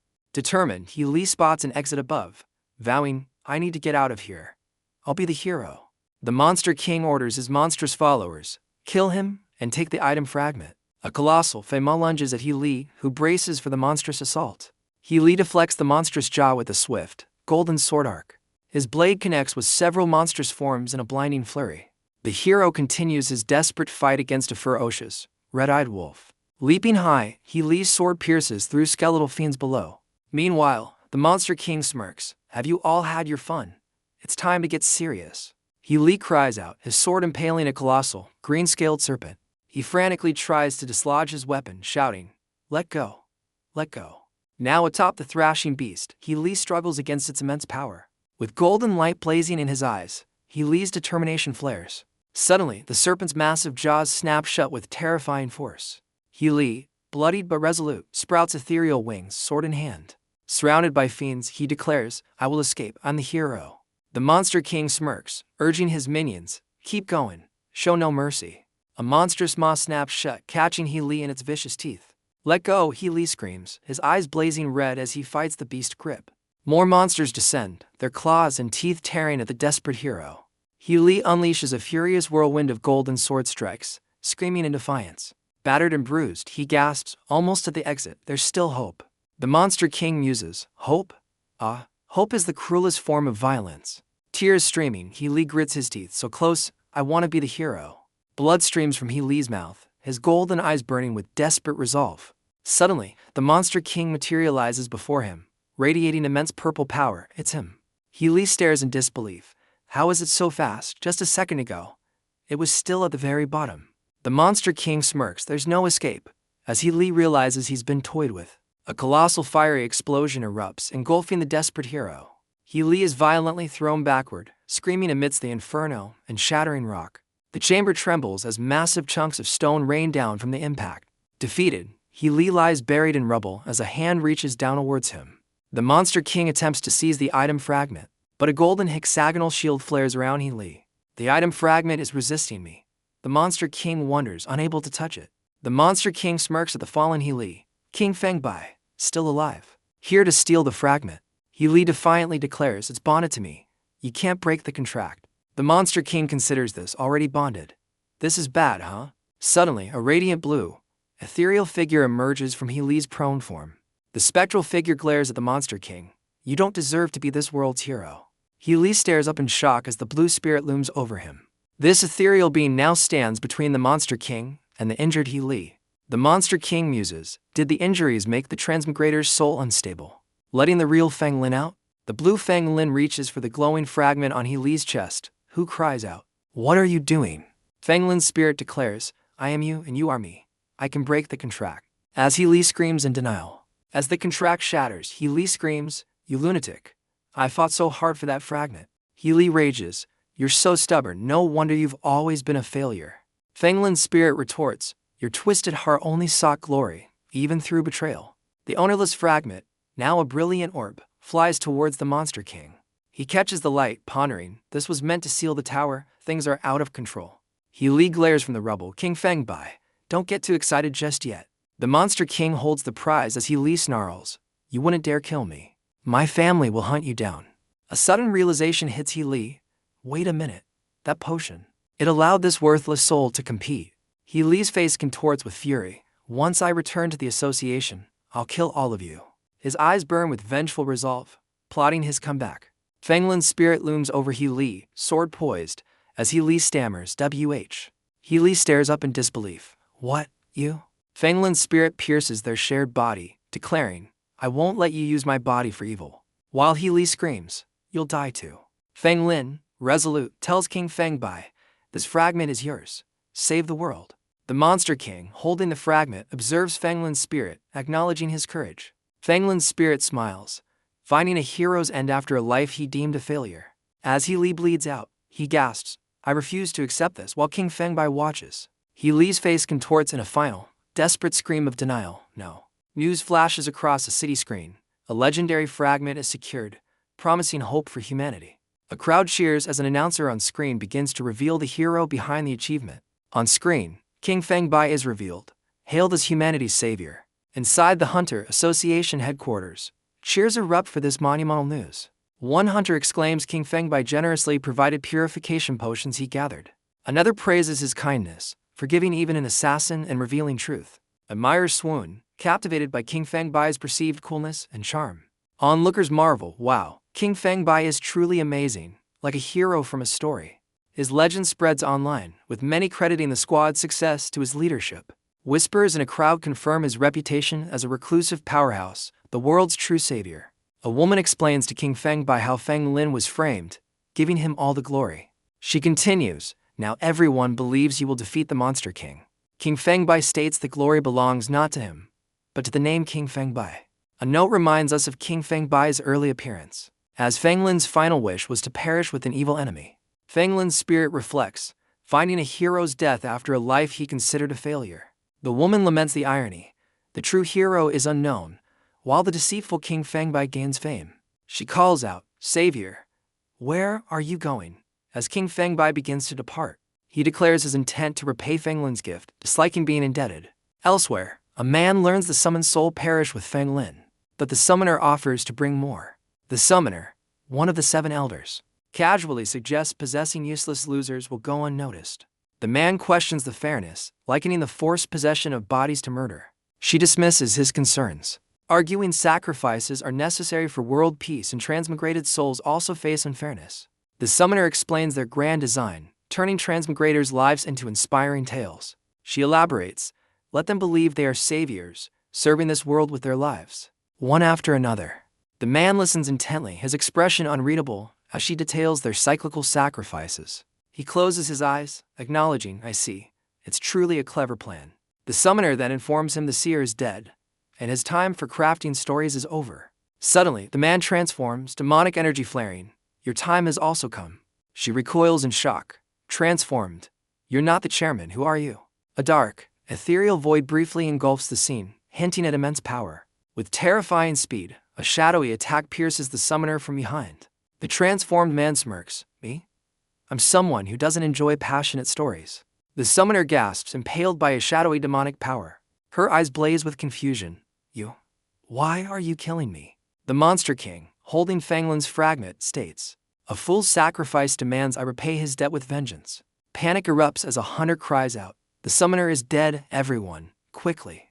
Elsewhere, the famed King Fengbai muses, one fragment isn't enough. Should I return to the tower?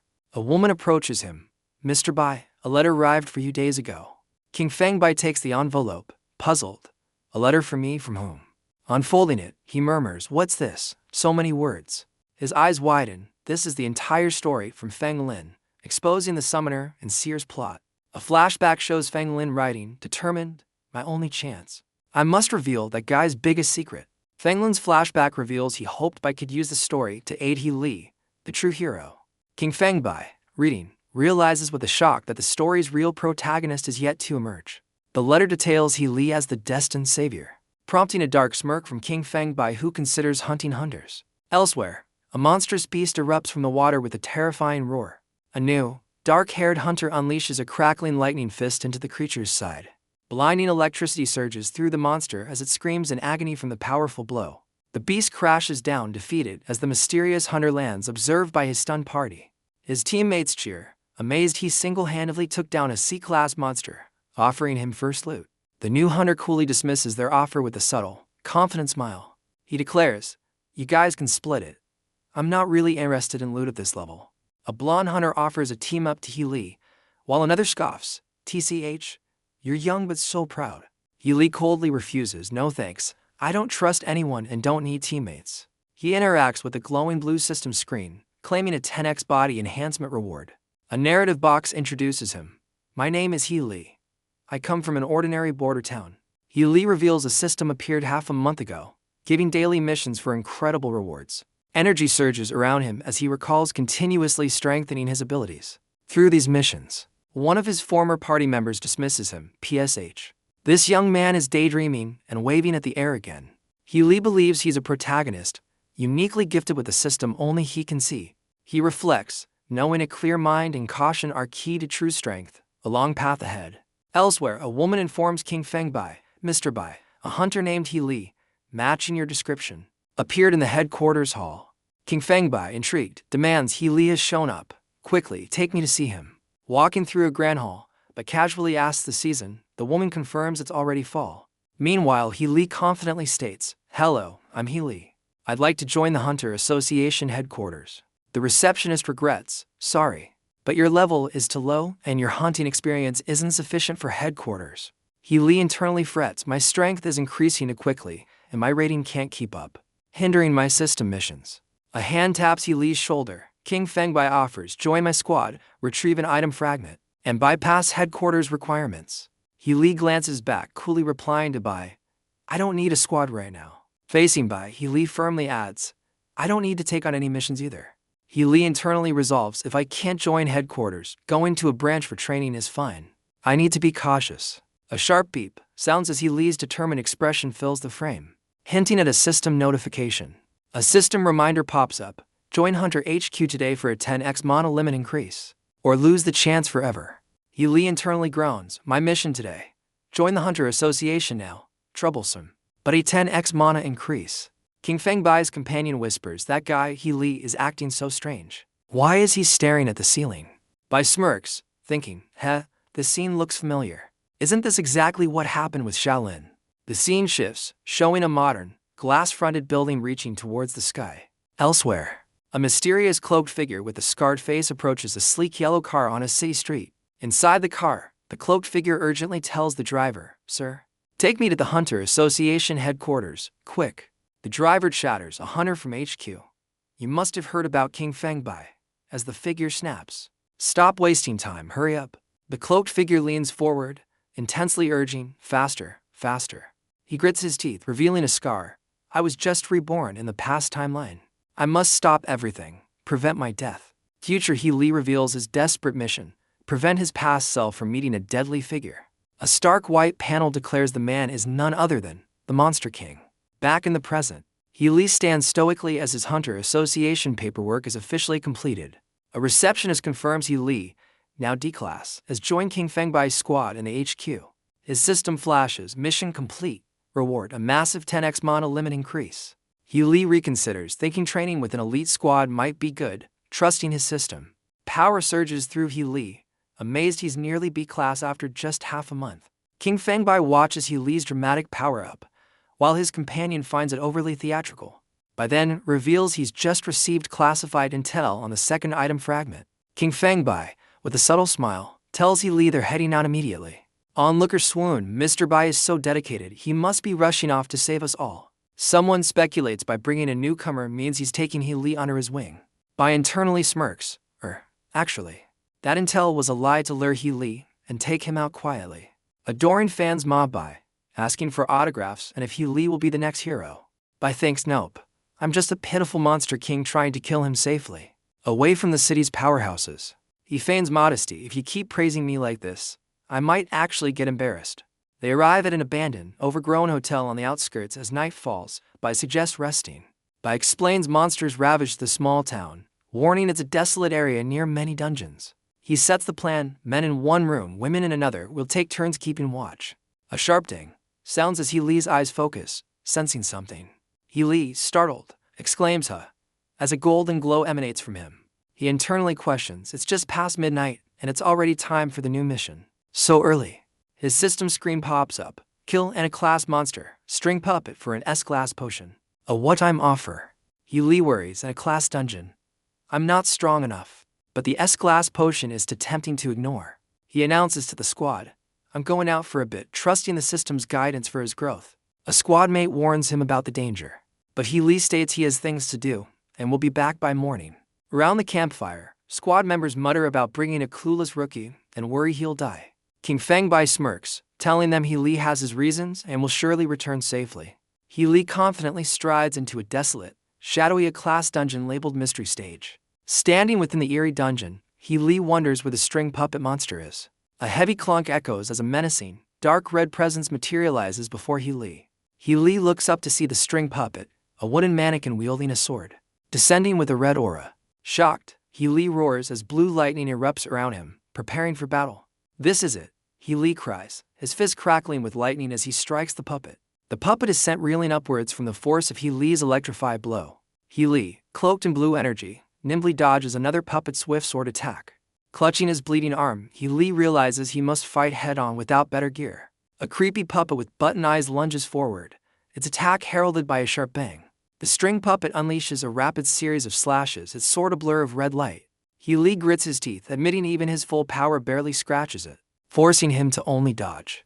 He Li realizes he's trapped, with no escape route from the puppet's onslaught. He plummets, questioning if the A-class dungeon was a system test or his own recklessness. Elsewhere, future He Li storms the Hunter Association, desperately asking for his past self. The receptionist stonewalls him, citing confidentiality about Hunter activities. Future He Li grits his teeth in frustration, exclaiming crap at the delay. He deduces his past self is already a hunter, out on a mission with King Fengbai.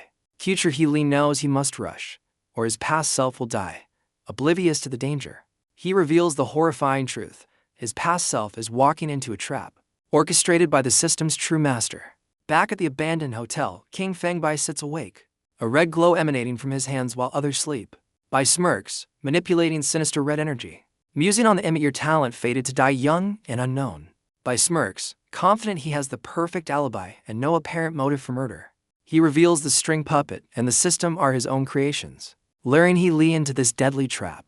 The system's central control then asks its master, Bai, for He Li's next mission. Bai, still manipulating the puppet from afar, receives the system's query about He Li. With a chilling smile, Bai declares He Li won't survive tonight. There will be no more missions.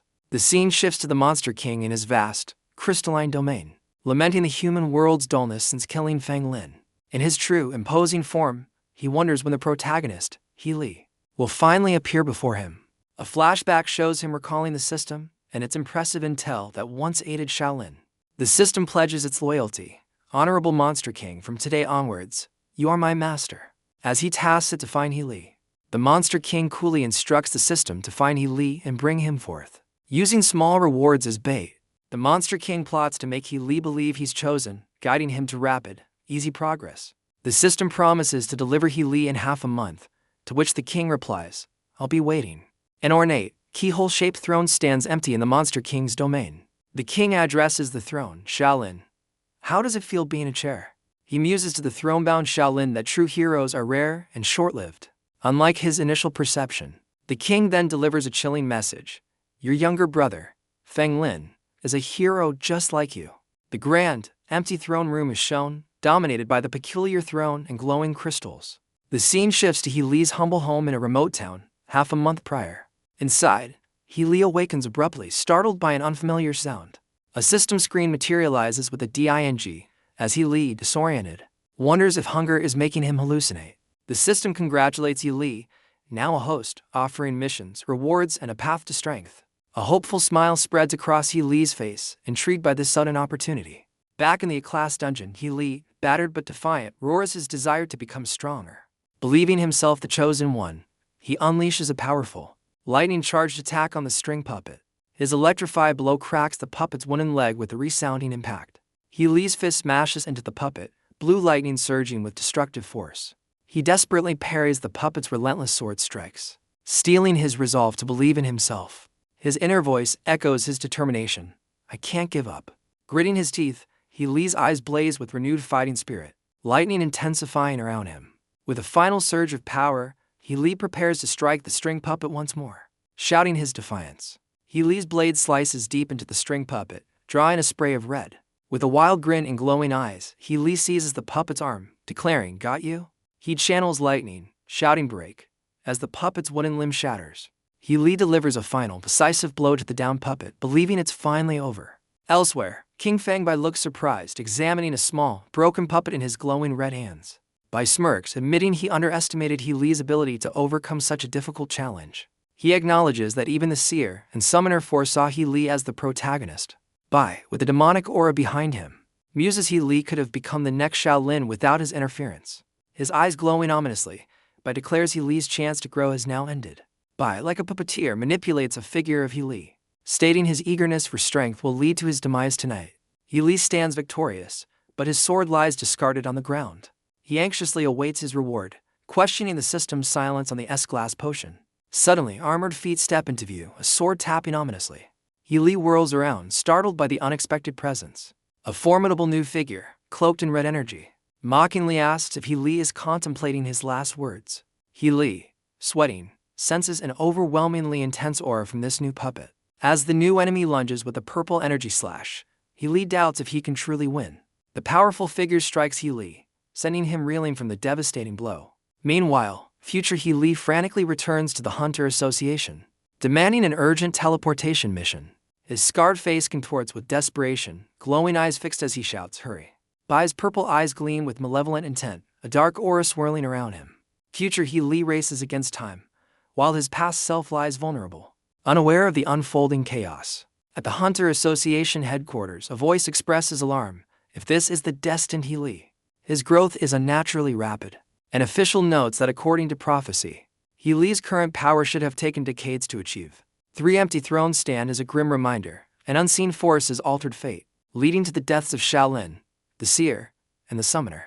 With only 4 of the 7 elders remaining, humanity's future hangs precariously in the balance. A red-eyed young man scoffs, serves them right for being weak. mocking the fallen elder's failures. Lounging on a throne, he confidently states that even if the legendary He Li falters, with a chilling smile he declares, "I'll give him a chance to start over." The elder, aghast, questions, "Will you make him reincarnate?"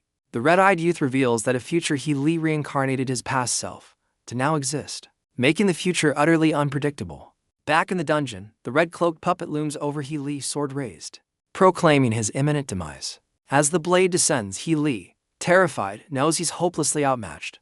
The puppet's strike slams into the ground, narrowly missing a scrambling He Li. With pure terror in his eyes, He Li desperately flees, his only thought to escape. The puppet glares down, a predator watching its prey try to scurry away. Another devastating energy blast from the puppet shatters the terrain, pursuing He Li relentlessly. He Li narrowly evades the destructive attack, exclaiming his relief at dodging yet again. Suddenly, a bead of sweat rolls down He Li's face as a crucial thought strikes him. Amidst a flurry of deadly red slashes, He Li has a shocking realization. He's not the puppet's true objective. He Li realizes the puppet is destroying the very terrain he uses to dodge its attacks. Red energy slashes continue to obliterate the floating platforms, leaving He Li fewer places to land. He stumbles onto a crumbling piece of rock, exclaiming, "Crap," as it cracks beneath him. Injured and desperate, He Li grits his teeth, knowing there's no other foothold left. He understands the puppet's strategy: destroy his last platform, and he'll plummet into the lava below. Suddenly, the puppet appears behind him, its blade piercing his back as He Li gasps at its incredible speed. The puppet smirks, stating it won't be careless, questioning if He Li has a fireproof ability or can fly. As He Li calls his foe cautious, the puppet muses it must kill him directly to be certain. The puppet coldly considers all possibilities, deciding chopping off He Li's head is the safest bet. He Li, eyes glowing, admits his heart is indeed misaligned, grimly wondering if this is his end. He Li, facing defeat, questions if his ambition outpaced his growth, wondering if this is truly his end. Just as the fatal blow is about to land, the puppet's attack inexplicably pauses mid-swing. The red-cloaked puppet expresses clear annoyance, TSK, of all times to be interrupted. Simultaneously, King Fengbai, controlling his He Li doll, is also interrupted as a subordinate rushes in. She reports new intel. An item fragment has been located in a nearby SS-class dungeon. Back in the fiery dungeon, the menacing puppet vanishes, leaving He Li to ask, "It's gone." Wounded but breathing, He Li collapses onto the desolate ground, whispering, "I'm alive." Bai's subordinate excitedly plans their expedition to the SS-class dungeon for the next day. A sinister smile plays on Bai's lips as he plots to use the dangerous SS-class dungeon to eliminate He Li. Meanwhile, future He Li urgently directs a Hunter Association official to teleport him to a rare SS-class dungeon in the southeast. Future He Li reveals he died in that SS-class dungeon before, vowing to seize the item fragment this time. Back in the present, He Li sits grimly, fists clenched on a table. He reflects on nearly dying, admitting his weakness and the urgent need to grow stronger. Suddenly, a system message congratulates him on completing the mission and offers an S-class potion, plus a new S-class promotion mission. He Li stares at the screen, acknowledging the S-class promotion is incredibly tempting. He grits his teeth, aware this new mission will be extremely difficult and requires caution. Recalling his recent ordeal, He Li considers rejecting the mission, his finger hovering over the reject button. But then additional rewards pop up, massive stat boost and another S-class potion, making He Li exclaim at the overwhelming offer. More rewards appear, an S-class weapon, a treasure map as the system urges him to accept. His eyes widening. The system relentlessly adds massive wealth, S-class healing, S-class armor, and huge luck boosts to the pile of incentives. He Li, surrounded by glowing reward screens, exclaims, "With all this, I should be able to become a top-tier powerhouse." A manic glint in his eyes, he wonders if getting stronger is truly this easy, questioning if his previous caution was unnecessary. Believing true heroes seize opportunities, his finger decisively presses accept with a resounding ding. Convinced he's the chosen one, a mission directs him to an SS-class dungeon where an item fragment was found. As other hunters look on from below, He Li coolly informs a red-haired female teammate he's leaving for personal matters, waving her off. The teammate, Tianchen, angrily retorts that he can't just leave and must follow the captain's orders. He Li brushes past her, telling her not to delay his important matters, causing her to stumble back with a cry. Her incensed teammates surround He Li, calling him arrogant and vowing to teach him a lesson for mistreating Tianchen. Unfazed, He Li simply utters "system," and a red interface responds, "Understood, master." The system declares its goal of shaping an upright hero and issues a side mission. He Li must apologize to Qianchen, cheer her up, spin, and bark like a dog. The system adds a reminder. Rewards include an S-class lightning weapon, but refusal means losing system access. He Li's eyes widen in disbelief. An S-class weapon. Wait, cancel my eligibility. He panics, screaming internally. Why is the system doing this? This mission is so humiliating. Back in reality, He Li clutches his head in visible distress as his teammates look on. His teammates remain furious, demanding an apology, while Qianchen says, "Forget it." He Li grits his teeth, muttering, "Fine, a true man knows when to bend. I can't lose the system." Suddenly, He Li drops to his knees before a surprised Qianchen. He prostrates himself, repeatedly begging, "I'm sorry, please forgive me, Qianchen." His male teammates are utterly baffled, wondering how he changed his tune so quickly. He Li then spins and barks, "Woof woof woof," as Qianchen laughs, "Ha, all right, I forgive you." A system message confirms He Li received S-class lightning bracers, but he's utterly mortified, wanting to disappear. Qianchen's female teammate calls He Li strange, while Qianchen smiles, saying she only considers them her true teammates. Qianchen beams, clearly amused and no longer upset by He Li's earlier behavior. He Li, with a subtle, knowing look, departs from his bewildered teammates. An ominous purple portal materializes, labeled the Mirror of Twins S-class dungeon. Future He Li stands before this dungeon, determined to secure an item fragment vital for defeating the Monster King and saving his past. He explains the dungeon's infamous difficulty stems not from its monsters, but from its peculiar, ancient rules. The dungeon's core rule is revealed. Entrants face an exact clone of their current self, whom they must defeat. Future He Li elaborates that the challenge is nearly impossible, because one cannot easily overcome their present equal. He smirks, revealing a crucial loophole. The mirror only duplicates the Aster's current Aster's self, and he is from the future. Future He Li declares only his future self can overcome his present. As he attacks his clone, he explains his advantage, knowing all his current combat habits and having prepared. Future He Li reveals he brought a weapon to counter the lightning bracers, predicting his clone's next attack. He expertly dodges the clone's powerful lightning charge punch. Future He Li swiftly moves behind his clone, locking him in a brutal chokehold. The clone's face shows shock and pain as Future He Li maintains his grim determination. As his clone shatters, Future He Li, wielding a glowing sword, proclaims himself the true chosen one. The ornate Mirror of Twins cracks and then completely shatters into pieces. From the broken mirror, a brilliant light erupts, revealing the coveted item fragment. Grasping the glowing fragment, Future He Li asserts that even without the system, he remains the chosen one. Future He Li, battle-scarred, vows to become humanity's beacon with his Monster King slaying weapon. He raises his crackling, lightning-infused sword, ready for the ultimate confrontation. A shadowy figure materializes in the distance as Future He Li anticipates the Monster King's arrival. With fierce determination, Future He Li prepares to unleash his blade's full power. Suddenly, Present He Li appears, cloaked in a dark, ominous aura. Future He Li stares, a sense of unease washing over him as he recognizes his past self. Without hesitation, Future He Li lunges, striking down at his present counterpart on the ground. Present He Li marvels at the blade's incredible speed, realizing the item fragment empowers it. Believing himself the true chosen one, Present He Li resolves to seize an opening against his future self. Present He Li successfully lands a critical strike, impaling his future self with a triumphant cry. Present He Li sneers, "Ha, the item fragment has pierced its heart, die. Immortal Monster King." Future He Li stumbles back, purple energy flaring, utterly shocked by the unexpected attack. Confusion clouds Future He Li's face as he stares at his assailant. His eyes widen in dawning horror. You. As his form begins to destabilize, Future He Li screams in disbelief. "What? Why you are?" Finally recognizing his attacker. Impaled, Future He Li demands, "What's going on?" as Present He Li stands over him. Present He Li stares down, aghast. What He Li of this timeline? He internally panics. Did I just kill myself? What's happening? Present He Li looks down at the fallen form of his future self, utterly bewildered. His eyes dart around wildly, exclaiming, "Look! How are there to He Lis?" Qianchen's teammate recalls the dungeon's rule. Mirror of Twins forces you to fight your clone.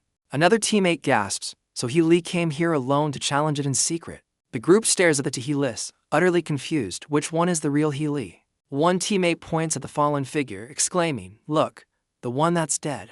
Qianchen identifies the fallen He Li by his bracers and clothes. He is the real He Li. She then spots the item fragment with the standing He Li, exclaiming, "Oh no. The boss has the fragment. A swordsman teammate charges. This He Li with the fragment must be the mirror's monster. Kill it. President He Li parries the attack, desperately trying to explain. I'm not, no, I'm. Their blades clash violently as President He Li struggles to defend himself against his former ally. Another teammate launches a powerful flying kick, as President He Li unleashes a wave of energy. President He Li, battered and bruised, realizes he's outnumbered and can't win. He grimaces, knowing the item fragment is weak against humans as a teammate attacks. Blades clash violently as President He Li desperately defends, questioning the chaos. His mind races. Why did I kill myself as confusion turns to dread?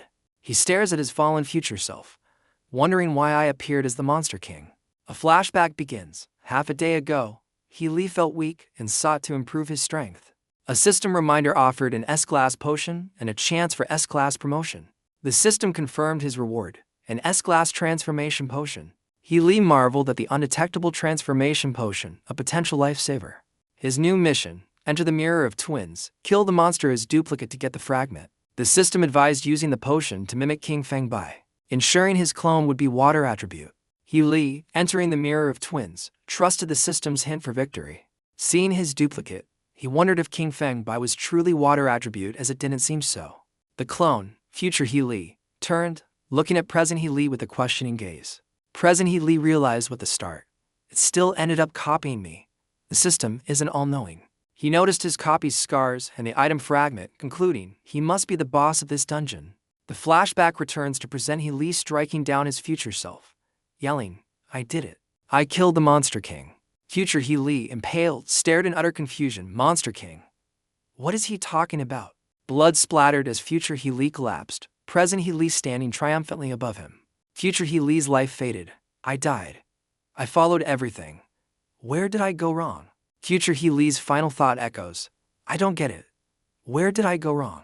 Present He Li, blasted by Qianshan's fire, wonders why this timeline diverged so drastically from his memories. He internally recounts his cautions since the time reversal, aiming to preserve the original events. Battered, he insists he did nothing to alter fate, teleporting directly to the dungeon alone. As future He Li's form dissolves, present He Li questions why this life is so different. Teammates arrive, one lamenting He Li was killed by that copy, mistaking the situation. A stern captain grabs present He Li, who desperately accuses the captain of being the Monster King. The teammates watch, amused, as present He Li, held by the hair, makes his wild accusation. Qianshan smirks. This copy must have lost its mind, finding his claims laughable. Holding the item fragment, Qianshan declares the reward's worthwhile, dismissing the copy's strength. The captain sneers. He's just a copy, a complete fool who shouldn't exist. Present He Li's eyes widen. Does he know my true identity? The captain whispers, you think you're the only one who experienced a time reversal? Present He Li gasps, what? Utterly floored by this revelation. The captain stares intently, his expression unreadable yet chillingly knowing. A flashback shows the captain recruiting a younger He Li, offering a mission for an item fragment. The captain then reveals classified intel on a second fragment, urging He Li to join him immediately. He instructs Qianshan to prepare the team while he rests, awaiting their readiness. He Li, in the past, proudly reflects on his missions, feeling like a hero in the making. His past self, determined and focused, sweats slightly with earnest ambition.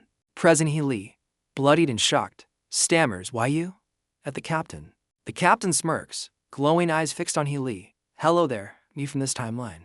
The captain grabs He Li's face, a cold understanding in his eyes. I see. He hurls He Li towards a teammate, Hu Gao, he's yours, who readily agrees. A combined energy blast engulfs He Li, who despairs. How could this happen? The force of the attack slams He Li violently to the ground. Lying defeated beside his other self, He Li laments, was supposed to be the protagonist. A teammate's voice announces, Captain, we got the second fragment. This mission went so smoothly. Qianshan cheerfully presents the glowing fragment to the triumphant captain. The captain praises Qianshan's fireball, but she credits his leadership for their success. The captain smirks, holding the fragment. Then I'll take care of this item fragment this time. He confidently tells his team, let's call it a day and head home, and they readily agree. A flashback shows the captain deciding, let's hide them. There's no safer place than inside the monster tower. His future self, the Monster King, is then seen from behind looking towards the hidden fragments. The captain asks his future self, tell me, how can I avoid this fatal wound on your chest in the future? The Monster King catches a glowing light, beginning his explanation in 2 months. Winter will arrive. He reveals, you will be mortally wounded by a hero named Wu Feng Ariang. I barely held on until I forced a time reversal. The captain, processing this, asks, oh, so that means I'll be safe for the next 2 months. He then eyes his future self critically. But what about you? With that wound, it looks like you haven't got long left, right? The Monster King looks downcast. It's my first time talking to myself like this. My own words are really harsh. The Monster King explains his bloodlock passive skill in the tower, meaning he can't die there. The captain scoffs, so you're the tower's bound spirit. Like Rapunzel, how tragic. The Monster King warns about the 7 human elders, whose actions have already altered this timeline multiple times. The captain dismisses the worry, planning to relax and scout human cities for 2 months until Wu Feng Ariang appears. The Monster King accuses him. You just want an excuse to have fun after thousands of years in the tower. The captain smirks. Take care, Princess Rapunzel, I'm off to enjoy human cities. Infuriating his future self, a news broadcast congratulates King Feng Bai for securing the 2nd fragment, boosting humanity's hope. On a bustling city street, a rustle comes from nearby bushes, hinting at an observer. A red-haired youth peeks out, exclaiming, wow. So this is what a human city looked like 20 years ago. He marvels at the fresh air and tall buildings, brighter than he imagined from books. A tiny blue spirit instructs number 13 to find the item fragment as gods are observing. The red-haired youth enthusiastically accepts, while a screen displays comments from various gods. Gods from different nebulas react, some finding it a daily life log, others eager for the fragment. He decides to show the high-dimensional god's human city life, startling to onlookers. In a cafe, his eyes gleam with excitement as he encounters coffee for the first time. He prepares to savor the legendary drink, while a waitress behind him thinks, poor guy. Both he and a dark-haired man nearby violently spit out the coffee, exclaiming it's disgusting. They reel from the taste, calling it worse than poison, as the waitress notes, oh, another one. The dark-haired man dramatically clutches his stomach, crying out in pain from the coffee. A thought bubble reveals his disdain. Humans from 20 years ago are so weak. The red-haired youth scoffs. Humans have been weak for thousands of years. No wonder my kind was born. At a carnival game, darts fly with incredible precision, all hitting the bullseye. The stall owner marvels at the red-haired youth's 40 bullseyes. Who notes it's his first prize not involving bloodshed. The dark-haired man also breaks the record, unimpressed by his cute but useless doll prize. The red-haired youth, hugging a plushie, enthusiastically praises the dark-haired man's impressive skill. Two women approach the dark-haired man, asking if he's alone and can teach them his secret. Both men, now with admirers, find the human world of 20 years ago quite interesting. They arrive at a zoo, where people excitedly point at giraffes and rhinos. The red-haired youth angrily confronts a zookeeper. How can you lock animals up like this? It's not fair. The dark-haired man joins in, comparing the caged animals to Princess Rapunzel. As a tiger roars nearby, a trainer presents Lanlin, the zoo's star dolphin, preparing for a fire hoop jump. The crowd applauds wildly, a little girl especially thrilled, eager to feed Lanlin later. The red-haired youth angrily confronts the audience, such a dangerous stunt. And you're able to still laugh about it. He glares at the shocked onlookers, accusingly asking, are you devils? The dark-haired man joins the outcry. Why torture it with such cruel methods? Even the evil Monster King isn't as twisted. The trainer watches as the two continue to berate the audience, questioning their entertainment. A staff member unceremoniously ejects both men for disrupting the show. Outside, the dark-haired man remarks on the zoo's strangeness, as the red-haired youth suddenly recognizes him. The red-haired youth gasps, I've seen you in history books, while the man nonchalantly mentions finding two item fragments. Revealing wolf ears and a tail, the youth begs to join his squad for just one fragment, but the man admits he doesn't know where the next one is. The captain's system detects something similar on the red-haired youth, but only visible to him. His system clarifies it's not an exact match, but something far more advanced than itself. Gods watching express interest, some eager for action, others offering rewards for the fragment. The tiny spirit urges number 13 to team up with the Monster King. As the gods are pleased and rewards increased, number 13 confidently offers to join, claiming he knows the next fragment's location. The captain nonchalantly agrees, unfazed by how 13 knows, doubting he'd believe him anyway. 13 Liu happily accepts, revealing he was born in the war era 2 years from this point. A flashback shows the Monster King's near-fatal injury, which shattered the human-monster balance. With the balance broken, war erupted as monsters poured from their tower, engulfing the planet. The following 5 years were filled with apocalypse, war, and death, a grim reality for children. 13 Liu explains that initially, Humans and monsters fought, but humans soon saw the benefits of seizing the human world. The conflict escalated as humans battled monsters for money, resources, and weapons. It became clear that humans themselves were more terrifying than any monster, their negative emotions birthing the monster race. This fragile balance shattered after 5 years when a monumental event struck Earth, allowing gods to intervene. The world plunged into chaos, leaving countless casualties in the wake of widespread destruction. A young, bloody 13 Liu recalls how their planet became a live broadcast studio for the gods. Amusement. His spirit guide congratulates him for winning a brutal game, earning universe coins to upgrade himself. 13 Liu recounts the endless, bloody survival games where humans fought humans, monsters, and beasts for the gods' entertainment. As gods commented and offered rewards, Earth's population plummeted, and its environment was devastated. Eventually, the gods kept the surviving humans and managed bases much like animals in a zoo. 13 Liu recalls being 10, number 13 in a human captivity base, part of the generation of slaves. He explains humans perform for gods, like gladiators fighting lions, their children striving to win divine favor. Now older, 13 Liu continues his story, his small blue spirit guide listening intently. Gods watching his past battles praise his power. As he recounts becoming a star fighter and getting a special mission at 18, he met an elder of time reversal, tasked to go back 20 years and find an item fragment to hasten the gods' arrival. The gods aimed to change the past, breeding humans earlier for their live broadcast, capitalizing on pre-war prosperity. While the gods craved more slaves, 13 Liu, with a determined glint, reveals his true motive: to save more humans. He believed enslavement was better than annihilation, a grim choice as the elder sent him back, posing a critical question. The elder questioned why, if he could change the past, he wouldn't lead humanity to rebel instead of condemning them to servitude. Back in the present, 13 tells the Monster King it's an honor to search with him, dismissing the elder's question as naive. 13 Liu scoffs. How could a lion raised in captivity dare rebel? As the Monster King offers to introduce him to his teammates, the Monster King notes 13 seems less human than him. As text explains future generations lack home and hope, 13 Liu, with his spirit, excitedly arrives at the Hunter Association HQ. While gods eagerly await the action, a system notification pops up, attempting to crack 13 Liu's system, progress 10%. The Monster King confirms to his system that 13 Liu indeed has a similar, personal system. He then tells his system to stop, noticing 13 Liu's odd behavior staring at an air mural. Two women observe, remarking that Mr. Bai and the new guy seem to have Li's illness of talking to air. They watch Mr. Bai speaking to nothing, then see 13 Liu doing the same. Finding both equally strange, the Monster King leads 13 Liu in, promising to introduce his amazing teammates. Surprising 13. Inside, they find two pairs of teammates, one couple cozied up on a sofa, another looking out a window. The four teammates greet 13 Liu, one remarking, "So, you're the newcomer King Feng Bai brought in." 13 Liu smiles, "Nice to see you. The atmosphere here is really nice, just like home." One woman scoffs, "This place doesn't feel like home at all. Home is much cozier than this resentment-filled workplace." 13 Liu laughs brightly, insisting, "But I think this place is already warm enough."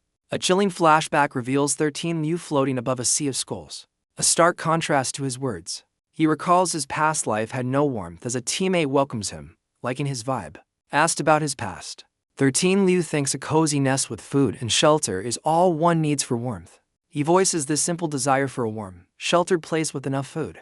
A brutal flashback shows chained children, including him, fighting for food, told to be grateful like dogs. 13 Liu, with a knowing smile, points upwards, "Oh, so I also have a home." 13 Liu's smirk widens, his spirit mirroring his thought. "So I have a home too." A teammate affirms everyone deserves a home, then asks 13 if he's ever had teammates. The word teammates hangs heavy as 13 Liu contemplates its meaning to him. A brutal flashback, an arena stained crimson, the decree clear: kill your own teammates. Young 13, bloodied but triumphant, is crowned champion after another deadly team elimination. Returning to the present, 13 Liu remarks with a chilling edge, "Oh, so I've had many teammates." The Monster King, flanked by his spirits, silently processes 13's grim history with teammates. A teammate earnestly explains, with shared belief in the captain's trust, "We are all teammates here." Another teammate passionately proclaims their shared mission, to become the hope for all humanity. Energy crackles around someone's boots, a silent, powerful response to the declaration of hope. A zealous teammate declares his belief is loyalty to God, aiming to bring about divine descent, even if humans become pets. The Monster King, with a sinister grin, reveals his true belief: gather the fragments, become invincible, then destroy humanity. He quickly retracts, maybe I shouldn't say that, as the team joins hands in a determined huddle. Let's get that third item fragment, they cheer. As text describes the SS-class Absol Maze dungeon, vast and mist-filled. Further explanation details rule-based dungeons, where unique laws govern everything. Like the Monster King's own tower, the team arrives at the imposing entrance to the Absol Maze, the Monster King confirming its rule-based nature. Suddenly, the red-haired teammate shouts in surprise, but why are there so many people here? A close-up reveals the intricate armor, an emblem of one of the many unexpected figures present. Dozens of other squads are revealed, all gathered at one of the Absol Maze's 100 entrances. Teammates discuss how a TV announcement about the fragment drew everyone here, many unprepared for the SS-class danger. A bystander exclaims, "Look, that's one of the strongest squads from the association headquarters." The crowd recognizes Mr. Bai, calling him the hero most likely to be the next light of humanity. 12 despairs over the leaked intel, feeling useless as others snap photos of the famous squad. The Monster King reassures 12, "Don't be discouraged. We will always be teammates." He encourages 12, "Come on, let's fight side by side. We can definitely succeed." 12 tearfully thanks him, accidentally calling himself 13. As the Monster King internally notes how easy kids are to deceive, the Monster King says, "Let's go," as 12 suggests they pick a random entrance. Believing the fragment is at the maze's end, the Monster King confidently strides into one of the maze's glowing entrances. A teammate questions the random choice, worried about dead ends, but the Monster King simply states, "It doesn't matter." 13 Liu internally notes a strange sense of security following the Monster King. Pondering his team's unwavering trust, the team arrives at a crossroads, and 13 Liu spots a rule, exclaiming, "We've entered a small rule-based space." A stone tablet displays the chilling directive, "Kill your teammates. The only survivor can continue." 13 Liu stands aghast, a dark shadow stretching before him, as he internally voices, "Have to kill all my teammates again." He shouts in alarm, "Damn, the rule has already been activated. The exit is now sealed with a barrier." 13 realizes the entire space is now a barrier, trapping them unless they complete the rule's grim mission. The Monster King looks on with a shadowed, unreadable expression as 13 Liu questions if they'll truly turn on each other. One teammate scoffs, "Ha, killing teammates? What a lame rule," leaving 13 utterly confused by their calm.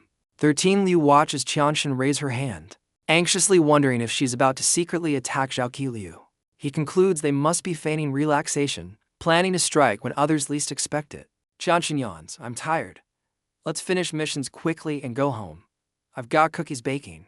Further baffling 13. 13 Liu tenses as Zhao Liu reaches into his pocket, suspecting a preemptive strike. Zhao Liu casually asks Hu Gao to use ice magic to make a popsicle with his last milk carton. As Hu Gao unleashes S-glass magic, 13 internally screams. Who uses S-glass magic for ice cream? A Monster King-shaped popsicle appears, and 13 exclaims this is beyond ridiculous. Like a picnic. 13 clutches his head, despairing, "Am I the only one worried about completing the rule?" He internally questions if their calm stems from deep trust or some other unknown reason. Hu Gao offers the popsicle to 12, and 13, surprised, corrects his name to 13. Zhao Liu explains he made the popsicle because 13 looked hot, adding a cheerful remark about seasons. 13 thanks him, muttering internally that his sweat is from cold fear, not the heat. Looking at his kind teammates, 13 thinks they're such nice people. "I really don't want to kill them." The Monster King stretches, declaring, "All right, let's get that item fragment." 13 Liu stammers, Wait, are we really starting? Let's find another way." Visibly distressed, 13 voices his fear, "I don't want everyone to kill each other." The Monster King, radiating purple energy, begins in such a wonderful era with great teammates. 13, horrified, pleads, "I don't want them to die like this. Let's think of another way." The Monster King, glowing intensely, smirks, "Another way, there's no need." His hand crackles with immense purple power, ready to be unleashed.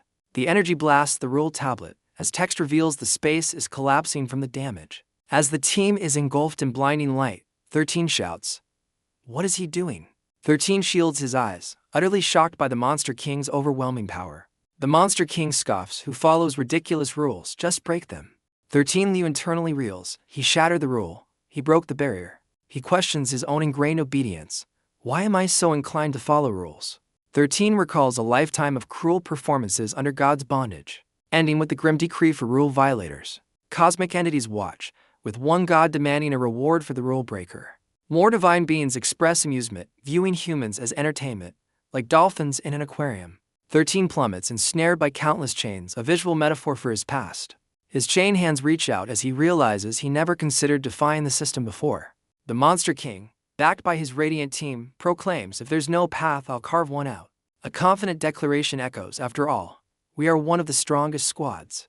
The Monster King and his squad blast forward, a purple beam clearing their path with a mighty whoosh. Shattered tablets reveal horrifying rules like chop off your own limbs and choose a bottle of poison, now destroyed.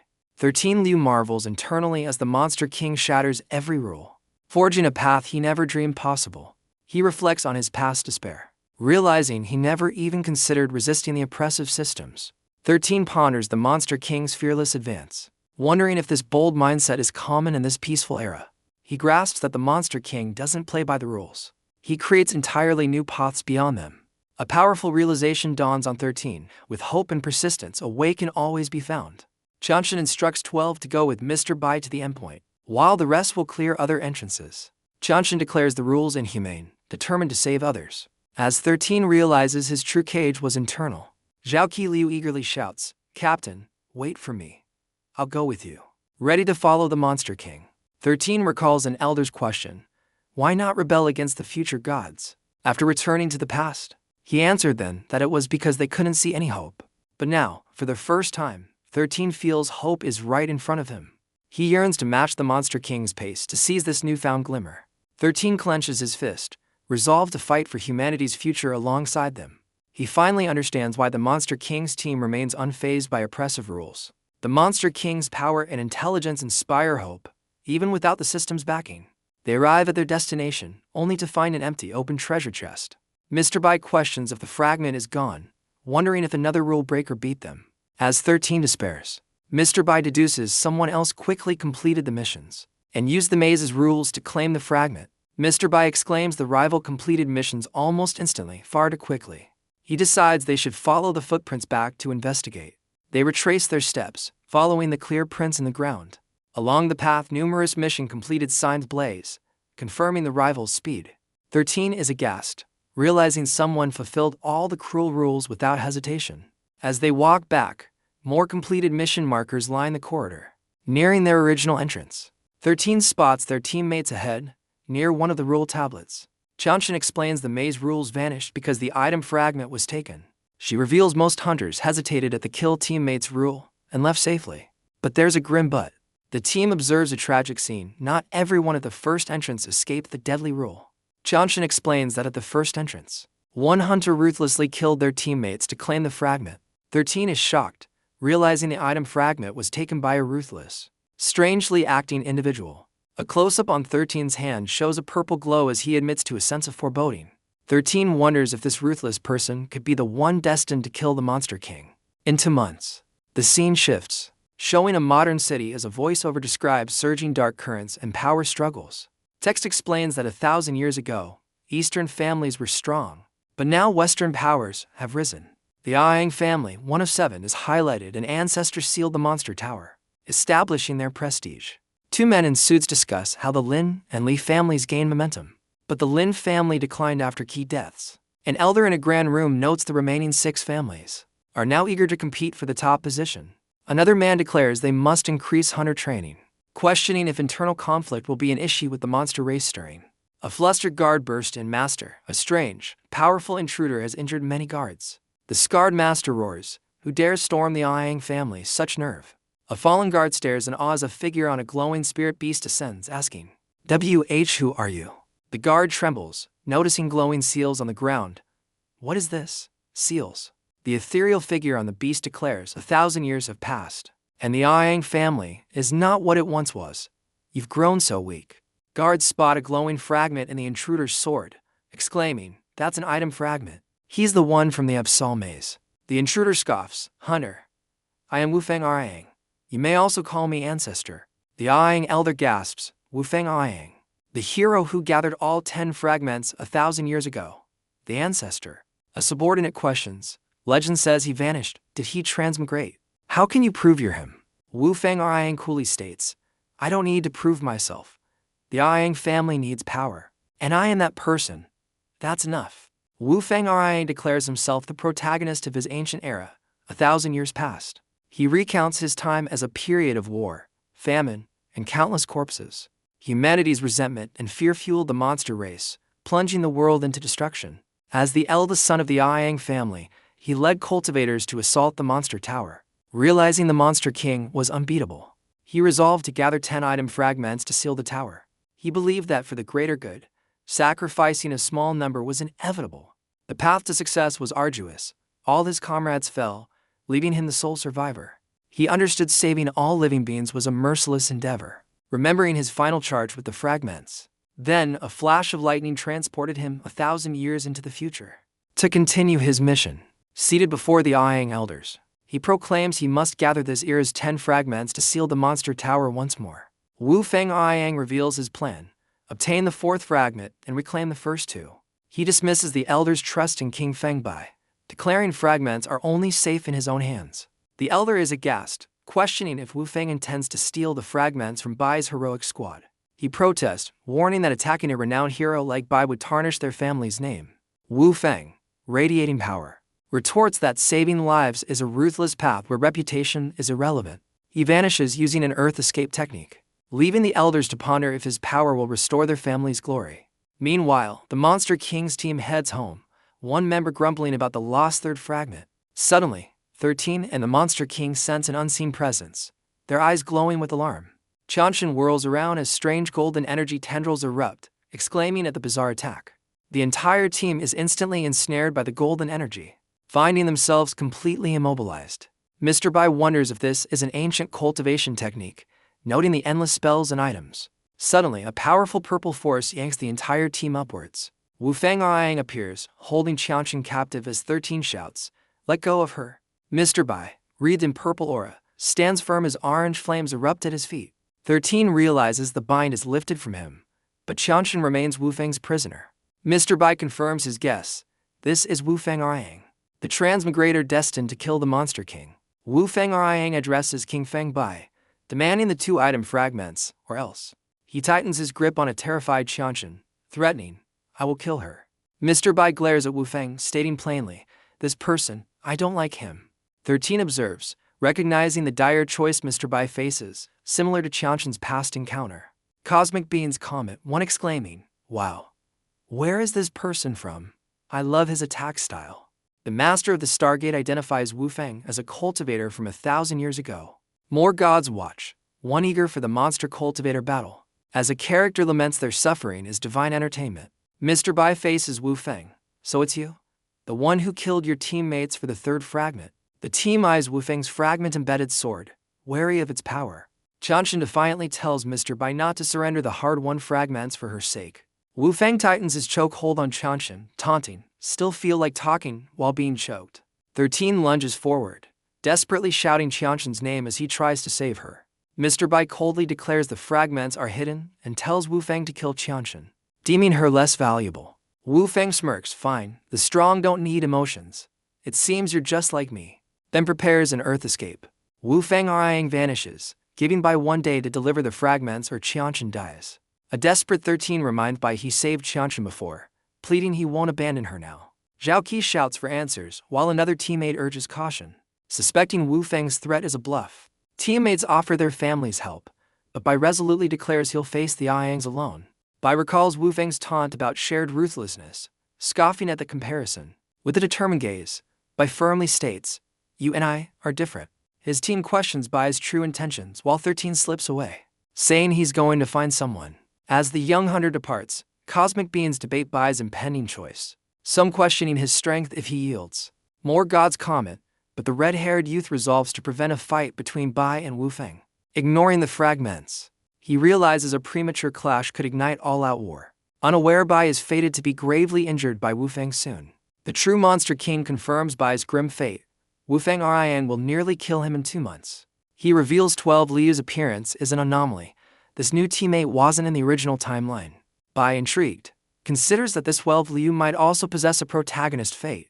The true Monster King asks if Bai returned to the Monster Tower for the fragments to save Chanshin. Bai confirms, hating Wu Feng's foresight. Bai then materializes the two gleaming golden item fragments in his hand. The true Monster King smirks knowingly. Don't you know your own character? Bai's eyes flare red as he coldly declares, "Save her? I'm going to kill Qianshan Li." The true Monster King realizes Qianshan, knowing Bai's secret identity, is a dangerous variable. Bai outlines his sinister plan: use the hostage exchange as a cover to kill Qianshan. At the Yang's house, he'll then pin the blame on Wu Feng, inciting human conflict, proclaiming, "After all, I am the Monster King." The true Monster King praises Bai's choice, advising him to frame Wu Feng, not fight his immense power. With a colossal health bar, the Monster King urges his other self, "Don't die." He then tells Bai to ensure his recovery, promising they'll become invincible together. The scene shifts to the Yang family residence the very next day. A guard urgently reports to Wu Feng and an elder, "King Feng Bai has come." Bai appears, holding the two fragments, announcing he's there to ransom his teammate. Suddenly, Bai's eyes flare red, an exclamation of shock appearing above him. He sees Qianshan, battered and bloodied, behind bars, with unconscious guards scattered below.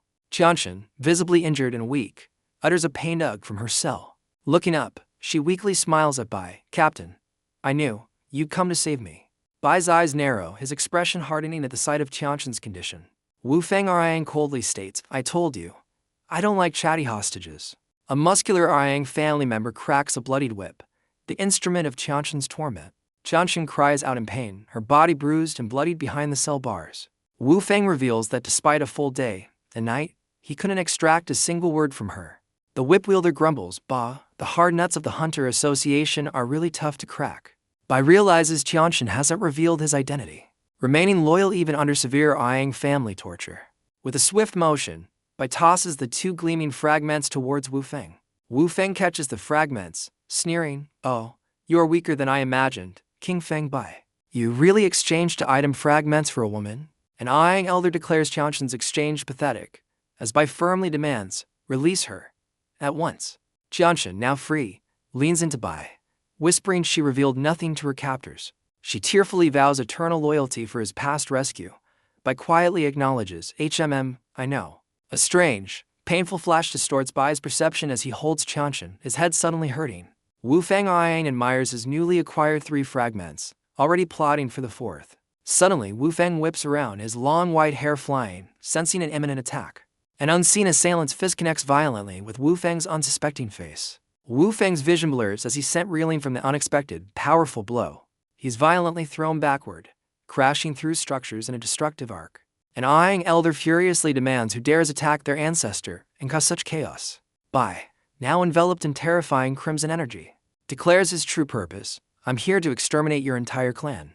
Qianshan, surprised, recognizes Zhao Qi approaching her. Zhao Qi supports Qianshan, revealing the team was ready to act on Bai's signal. An Yang elder claps, and fiery energy bursts from the ground beneath them. The elder, crackling with power, furiously questions Bai's audacity, boasting of the Yang's numbers. Bai coolly raises his hand, mockingly questioning the Yang's numerical strength. With a sharp snap of his fingers, Bai dismisses them as old fools. Sniper rifles line the rooftops as Bai declares, "Times have changed," then commands, "Fire."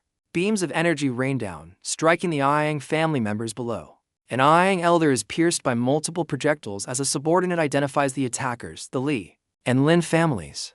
Yang members disintegrate under the assault, a voice proclaiming, "They have declared war."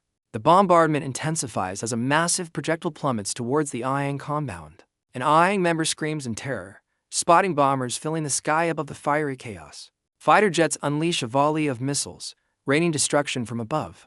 A strategist calmly notes that for most hunters, technology will always overpower mortal bodies. In the Lin family's missile control room, the order is given, "Fire at the Yang family."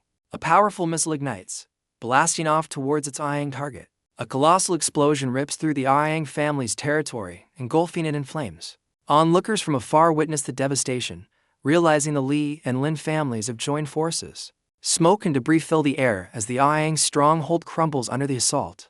An Yang elder, surrounded by fallen allies, questions if this war over one teammate is truly worth it. Qianshan is shocked, but a Li family member clarifies they're just annexing the Yangs. He reassures Qianshan not to feel guilty, as the team surveys the Yang devastation. Zhao Qi reveals this was Bai's plan B, making Qianshan realize his deep concern for her. Bai, however, scans the ruins, knowing Wu Feng Aiyang wouldn't be defeated this easily. Elsewhere, Wu Feng chants, holding a glowing talisman, bearer of all things earth. Bai's eyes flare purple as he senses a tremor. Wait, the earth is moving. Suddenly, massive chunks of rock erupt from the ground, hurtling towards Bai. The earth shatters violently, a maelstrom of stone and debris engulfing the area. Chanshin and the others cry out, "Captain!" Watching Bai caught in the cataclysm. A Li family member orders a rescue, but another grimly notes their weapons are useless against such power. An Aiyang elder urges Wu Feng to immediately eliminate Bai, fearing endless conflict. Wu Feng Aiyang, talisman in hand, shows a steely resolve. A colossal wall of rock, charged with purple lightning, erupts before Wu Feng and the elder. Bai, crackling with his own purple energy, deftly navigates the shattering earth. Emerging from the chaos, Bai stands firm as his team shouts, "The captain has escaped." Bai inwardly admits Wu Feng is incredibly strong, and his disguise limits his own power. Wu Feng Aiyang channels vibrant green energy, initiating an endless regeneration technique. Massive thorny vines, glowing green, shoot out from the ground, lunging towards Bai. Bai, observing the menacing flora, questions poison ivy. He realizes this is the legendary 5 elements technique, lost for a millennium, and understands its lethal power. Bai, enveloped in golden runes, forms a hand seal, preparing a powerful counter. Suddenly, multiple assault rifles materialize, aiming directly at the ensnared Bai. Bai's eyes narrow, analyzing the new threat of materialized weaponry. Bound by thorny vines, Bai realizes his hunter disguise limits his ability to fight Wu Feng. The summoned rifles unleash a barrage of bullets, targeting Bai amidst the green tendrils. His team watches in horror, shouting for their captain as the Li family member exclaims, "Nice." Wu Feng Aiyang observes the unfolding chaos with a curious HMM. With a surge of purple energy, Bai shatters the vines, breaking free from their grasp. Bai acknowledges his vast HP pool, but knows he can't sustain this fight in his current state. He internally debates revealing his true power, which would mean killing everyone, or retreating for centuries. Wu Feng Aiyang acknowledges Bai, having learned his name, King Feng Bai. Holding glowing blue and red talismans, Wu Feng admits Bai is impressive. He crosses the talismans, declaring Bai has unfortunately met his match. Bai scoffs as Wu Feng prepares to unleash a water and fire elemental attack. Elsewhere in the city, civilians panic, sensing a massive disturbance from the Aiyang family's direction. Suddenly, enormous torrents of water erupt skyward, defying gravity. Terrified onlookers realize the city's entire water system has catastrophically failed. People flee as the surging water engulfs the streets, a desperate cry to run echoing. The manipulated water forms a colossal, swirling vortex of pure elemental power. A gigantic water elemental roars into existence, towering over the ruined city and Bai's team below. Bai takes a deliberate step forward, his expression unreadable, purple energy faintly glowing.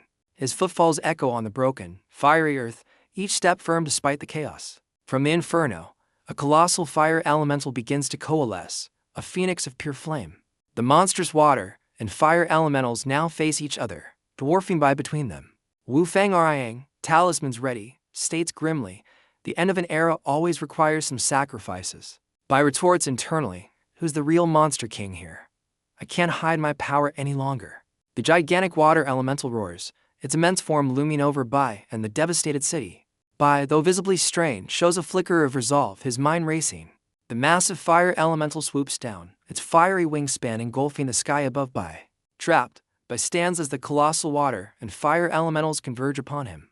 Bai's eyes narrow with steely determination, facing the overwhelming power. A colossal explosion erupts as the elemental forces collide with an unseen power. Chanshin and a Li family member cry out in relief, "Captain, we did it."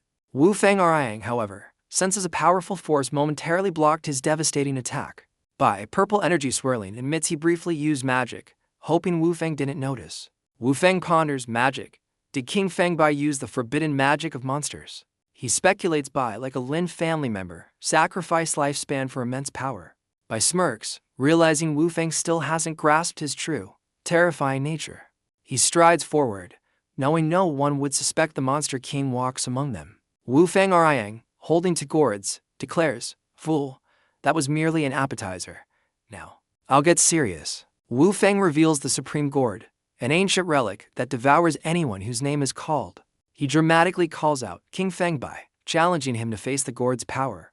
Bai, purple energy flaring, prepares to counter Wu Feng's ultimate move. With a glare and crackling power, Bai retorts, "Get lost." Bai's fist, charged with immense purple energy, smashes downwards with a mighty thwack. Wu Feng is sent tumbling backwards by the unexpected force of Bai's blow. Stunned, Wu Feng stares at the gourd, wondering why it failed to capture Bai. Bai follows up with a swift kick, sending the supreme gourd flying from Wu Feng's grasp. A shocking realization dawns on Wu Feng. He's not King Feng Bai. Who is he? Bai unleashes a powerful spinning kick, a whirlwind of focused energy. Bai clenches his fist, acknowledging Wu Feng's ancient power, stronger than any human he's faced. Breathing heavily, Bai resolves to unleash his full magic and strength to defeat Wu Feng. He decides it's time to reveal his true identity, as Wu Feng poses a threat even to his future self. Dark purple energy crackles around Bai's hand as he prepares to unleash his true power. Wu Feng, undeterred, draws his strongest weapon embedded with powerful fragments. Ready for an all-out battle, Wu Feng, radiating blue light, hovers above, sword poised, as Bai's ominous purple aura churns below. Bai stands amidst a vortex of his own immense, dark purple energy, a figure of raw power. With a furious cry of die, Wu Feng and Bai prepare to unleash devastating attacks upon each other. Suddenly, a massive energy surge erupts, and a desperate voice shouts, "Stop!" Wu Feng reels in shock as his magic abruptly vanishes, leaving him vulnerable before Bai. Wu Feng recognizes this power-nullifying sensation, recalling it blocked Feng Lin before. The chairman of the Awakener Association appears, chiding them for fighting amongst themselves. The red-haired intervener sighs in relief, having prevented a premature clash between the Monster King and Wu Feng. Qianshan asks if the newcomer sought the chairman, who replies he trusted Bai, but intervention was key. Bai demands the chairman release his domain, eager to finish Wu Feng, who issues a death threat. The chairman calmly states that their infighting is a complete waste of their talents. He then proposes they take on a far greater and more rewarding challenge instead. The chairman reveals the Hunter Association has relentlessly sought new methods to counter monsters. He discloses their exploration of a third strategy, summoning almighty gods to fight on humanity's behalf. Bai, surprised, questions if the gods haven't been in seclusion for a millennium, wondering if they vanish. The chairman reveals ancient text before retreating. Gods left a portal, opened by an item fragment, promising aid to its opener. Wu Feng listens intently, his weathered face betraying deep contemplation of this revelation. The chairman, alongside the red-haired man, announces the portal's location is known, urging Bai and Wu Feng to unite for this SSS glass dungeon. Wu Feng, familiar with the legend, readily agrees to undertake the perilous quest. He recalls that in his era, the gods' power dwarfed both monsters and humans. Their alliance would doom the monsters. Bai, however, smirks, plotting to use these gods to help monsters conquer humanity instead. With a determined gaze, Bai announces to the group, "Iman." The red-haired intervener enthusiastically volunteers to join the mission as well. Internally, the red-haired man reveals the god's tale is a lie. They aim to enslave all life, a fate he intends to orchestrate. He muses that his time reversal has hastened the portal's opening, and enslavement is the price for saving the planet. The red-haired man reveals the portal's location came from a newcomer, secretly his future self with a hidden agenda. He internally scrutinizes Bai, intrigued by his power and mysterious identity, eager to uncover his motives. The chairman, with feigned camaraderie, suggests they all open the portal as best friends. Much to Bai's suspicion, the scene shifts to the gleaming, high-tech interior of the Chamber of Elders. Inside, the chairman tells the red-haired man he trusts his intel due to the Time Reversal Elder's backing. The red-haired man marvels at the chamber, noting the Time Reversal Elder's perpetually youthful look.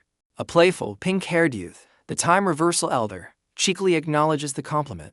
The elder senses the red-haired man's future origins, trusting his own future judgment and people-reading skills. A grim vision shows the elder, 20 years later, chained and weary, a captive of the gods. The red-haired man internally questions if summoning the gods, potentially enslaving humanity sooner, is the correct path. A new figure, the robotic Absolute Order Elder, appears, its system analyzing 13 Liu. The imposing Absolute Order Elder sits enthroned, its internal systems actively scanning. The Elder proposes a completely new way to tackle the upcoming Portal Dungeon Challenge. The scene transitions to a quaint, sunlit establishment named Cafe Semper. Inside, Wu Feng uses magic, instant messenger to relay instructions to his family for tomorrow's mission. He marvels at his ancient magic, a glowing blue sigil forming as he prepares to transmit his message. Intricate hand gestures and cascading blue runes illustrate Wu Feng's powerful, long-distance communication spell. The red-haired man casually suggests Wu Feng use a phone, pointing out modern tech offers similar functionality. Wu Feng, holding a smartphone, expresses his growing admiration for the surprisingly advanced modern era. The red-haired man sips wonderfully pure boiled water, musing how precious such a simple thing is in his grim future. At a cafe, Wu Feng marvels at the simple joys of the modern world, while onlookers gossip about the strange contestants. An unseen observer finds Wu Feng and the red-haired man utterly embarrassing. By stirring his drink, ironically notes he, the Monster King, appears most normal and accustomed to human society. Now perched on the cafe roof, Bai is chided by staff who find all three men peculiar. Bai and Wu Feng, in their respective spots, both sip their drinks, contemplating this new era. The red-haired man, savoring his drink, internally admits this era really isn't that bad. Bai sits serenely on the rooftop, gazing at the vast, clear sky. The red-haired man stands pensively, while Wu Feng continues to experience modern beverages. Wu Feng violently spits out his drink, disgusted by the vile substance he just tasted. From the roof, Bai remarks that it's not too bad once you get used to it, a sentiment the red-haired man silently echoes. Wu Feng dramatically expels his modern drink, much to the staff's dismay and the red-haired man's amusement. An announcement declares the mission to the SSS Glass Dungeon, City of Malevolent Spirits, will be broadcast live. News reports reveal the Absolute Order Elder proposed this livestream to offer hope and experience to humanity. Chanshin announces that she and Zhaoqi Liu from Bai's squad will host the livestream. A crowd gathers, watching as the host promised to guide viewers through the challenger's progress. The broadcast explains the SSS Glass Dungeon is an ancient city, rumored to be where gods and items first appeared. This once thriving city, a hub for heroes and nobles, eventually fell into decline. Oppressive nobles sparked widespread resentment, giving rise to vengeful spirits and the restless dead.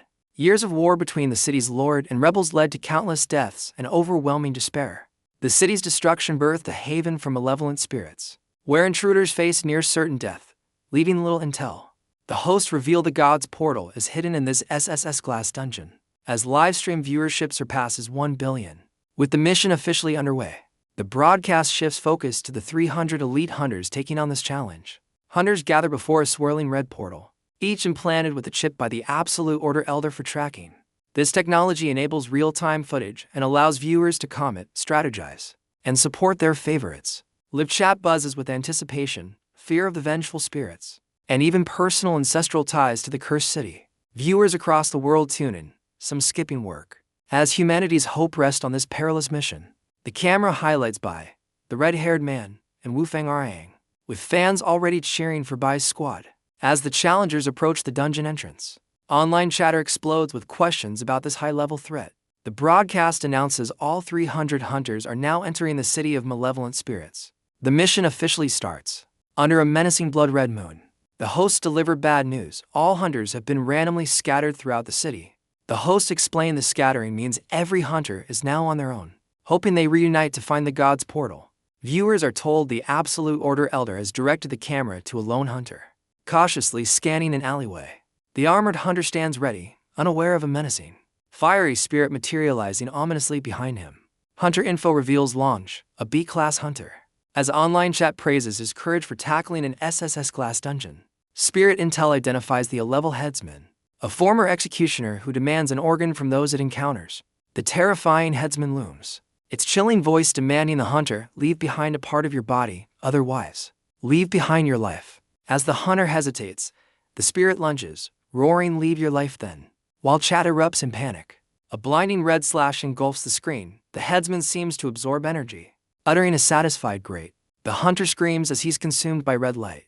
The host revealing these malevolent spirits survive by siphoning life essence. It's further explained a curse prevents their reincarnation, forcing this grim existence. As the dungeon's true horror dawns on everyone, the broadcast explains fallen hunters provide invaluable intel, now sent to every challenger's chip. Next, the camera focuses on a new challenger, a blonde woman with an unsettling smile, posing a question. Spirit intel reveals the Princess Spirit, a betrayed royal who tests victims with questions. She asks a hunter, "Do you love me?" Viewers in the live chat panic, debating how to answer the Princess Spirit's deadly query. As the terrified hunter stammers, the Princess Spirit looms while chat screams warnings. But it's too late. The Princess Spirit cackles, "Then prove it to me," as the hunter meets a gruesome end, prompting silent tributes from viewers. Stained with blood, the Princess Spirit deems her victim weak, leaving the question of how to survive her unanswered. Back in the studio, Chanshin gravely reports the feed cut due to excessive gore. 27 hunters have perished in just 3 minutes. She reveals the city's lore: a cruel king, overthrown, became a malevolent spirit, possibly the dungeon boss knowing the portal's location. With this new intel transmitted, the broadcast shows the remaining 200+ hunters are all currently battling relentless, malevolent spirits. Back in the studio, Chanshin requests the Elder to switch back to the live dungeon feed. The feed focuses on 13 Liu, a complete newbie in Bai's squad with no combat history. Shocking the viewers. 13 Liu, the red-haired man, awakens alone on a gurney, wondering where he's been transported. A creepy nurse spirit appears in a morgue, announcing the key is missing and possibly hidden inside one of the corpses. The mad nurse spirit, a level, asks 13 Liu to help find it. Her tragic backstory of stitching bodies revealed. As 13 Liu observes the mad nurse, online chat expresses disgust at the idea of searching corpses, pitying the rookie. 13 Liu surprisingly gets up with a smile. While viewers anticipate the newbie's inevitable breakdown, he confidently tells the stitched-up nurse, "No worries, piece of cake, I can help you out," baffling the audience. Surrounded by numerous sheet-covered bodies, the chat speculates he'll have to dissect them, calling it terrifying. 13 Liu, with a sinister grin, declares cutting open corpses is a simple task, even easier than working on the living, horrifying viewers. 13 Liu internally scoffs. Compared to the god's future annex, this is child's play. As viewers question his rookie status, he casually announces, "Odd, I've taken apart all the corpses, but no key." While chat reels from his horrifying speed, the mad nurse spirit, overwhelmed by the scene, violently retches a rainbow of fluids. As the nurse recovers, 13 Liu has a sudden realization, exclaiming, "I see. I know where the key is." With a chilling grin, 13 Liu turns to the nurse, declaring, "There's one more body here." The mad nurse reacts with a silent, stitched gasp of terror. He looms over the terrified nurse. "Don't worry, it'll be over soon," as she begs him to stay away. Viewers express pity for the screaming nurse, wondering if all of Bai's squad is this unhinged. 13 Liu beams, surrounded by shadowy wisps, as chat declares, "Humans are terrifying." Triumphantly, 13 Liu holds up an ornate key. "Found it. I'm so great," leaving the audience utterly stunned. As the mad nurse continues to retch, the intergalactic chat deems Bai's squad a bit twisted. 13 Liu, unfazed, announces he'll now search the morgue for more clues. Back in the studio, Bai awkwardly insists his squad is warm and friendly as the host cuts the graphic feed. The broadcast switches to a new hunter in peculiar mixed attire, whom chat calls a long-lost cultivator. A powerful spirit confronts this hunter, demanding his lifespan, boasting of killing cultivators in the past. The hunter's hand glows with intricate blue runes, preparing a magic instant grasp. It's Wu Fang Riang from Bai's squad, another newbie, who then summons a modern rifle while reading its instruction manual. Wu Fang Riang coolly aims his rifle at the spirit, declaring, "Bro, times have changed." He unleashes a hail of bullets, stunning the spirit and the chat with this anachronistic attack. Despite the barrage, the A-class spirit remains standing. As viewers doubt gunfire alone can defeat it, the spirit scoffs, "You think a little gunpowder can take me down?" It boasts, "At my level, I'm way beyond blades and flames harming me," as chat urges Wu Fang to run. Wu Fang Riang smirks coolly, "Oh really?" while viewers call him an overconfident rookie. Suddenly, the spirit recoils in shock, blood spurting from an unseen wound, surprising the chat. The spirit cries out, "Wait, what? This hurts. I think I'm seriously injured." As a bloody mark appears, it questions in disbelief. "How could a few small wounds hurt me this much?" Wu Fang Riang reveals his rifle, now visibly covered in glowing talismans and runes. He explains, "My machine gun is covered with seals for warding off evil and monsters," stunning the chat. Wu Fang adds his bullets were soaked in cinnabar, realgar, and dog blood, reiterating, "Bro, times have changed." The spirit screams, riddled by glowing bullets, as the chat erupts with praise for Bai's squad. Back in the studio, Chanshin addresses chat rumors. Is our squad into spirit channeling a cult, or escaped from a mental institution? She insists our squad is warm, friendly, and peace-loving, requesting the feed switch to their captain, King Fengbai, to prove it. King Fengbai's impressive S-Class hunter stats flash on screen, with viewers exclaiming over his S-Class mission record. The broadcast introduces Captain King Fengbai, praised for his kind, just, and gentle reputation. As chat swoons, an overlay declares, "Let's watch as Captain King Fengbai uses his wisdom and strategy to tackle this dungeon." Suddenly, another terrifying princess spirit confronts Bai, asking her deadly question, and the chat anticipates trouble. Bai covers his eyes, a thoughtful gesture, while viewers admit they can never predict his squad's bizarre tactics. In a shocking move, Bai grabs the princess spirit by her face, his gentle demeanor vanishing as she begins to dissipate. With glowing purple eyes and a menacing aura, Bai turns the tables. I have a question for you. As Chat calls him a classic villain. The intergalactic chat explodes. Oh my god, this human is so scary. Evildoers, retreat. The prince's spirit, engulfed in fiery rage, vows, foolish human, I'll make you pay the price. As Chat screams run. With a furious cry of absorb, the prince's spirit attempts to drain Bai. But something seems amiss.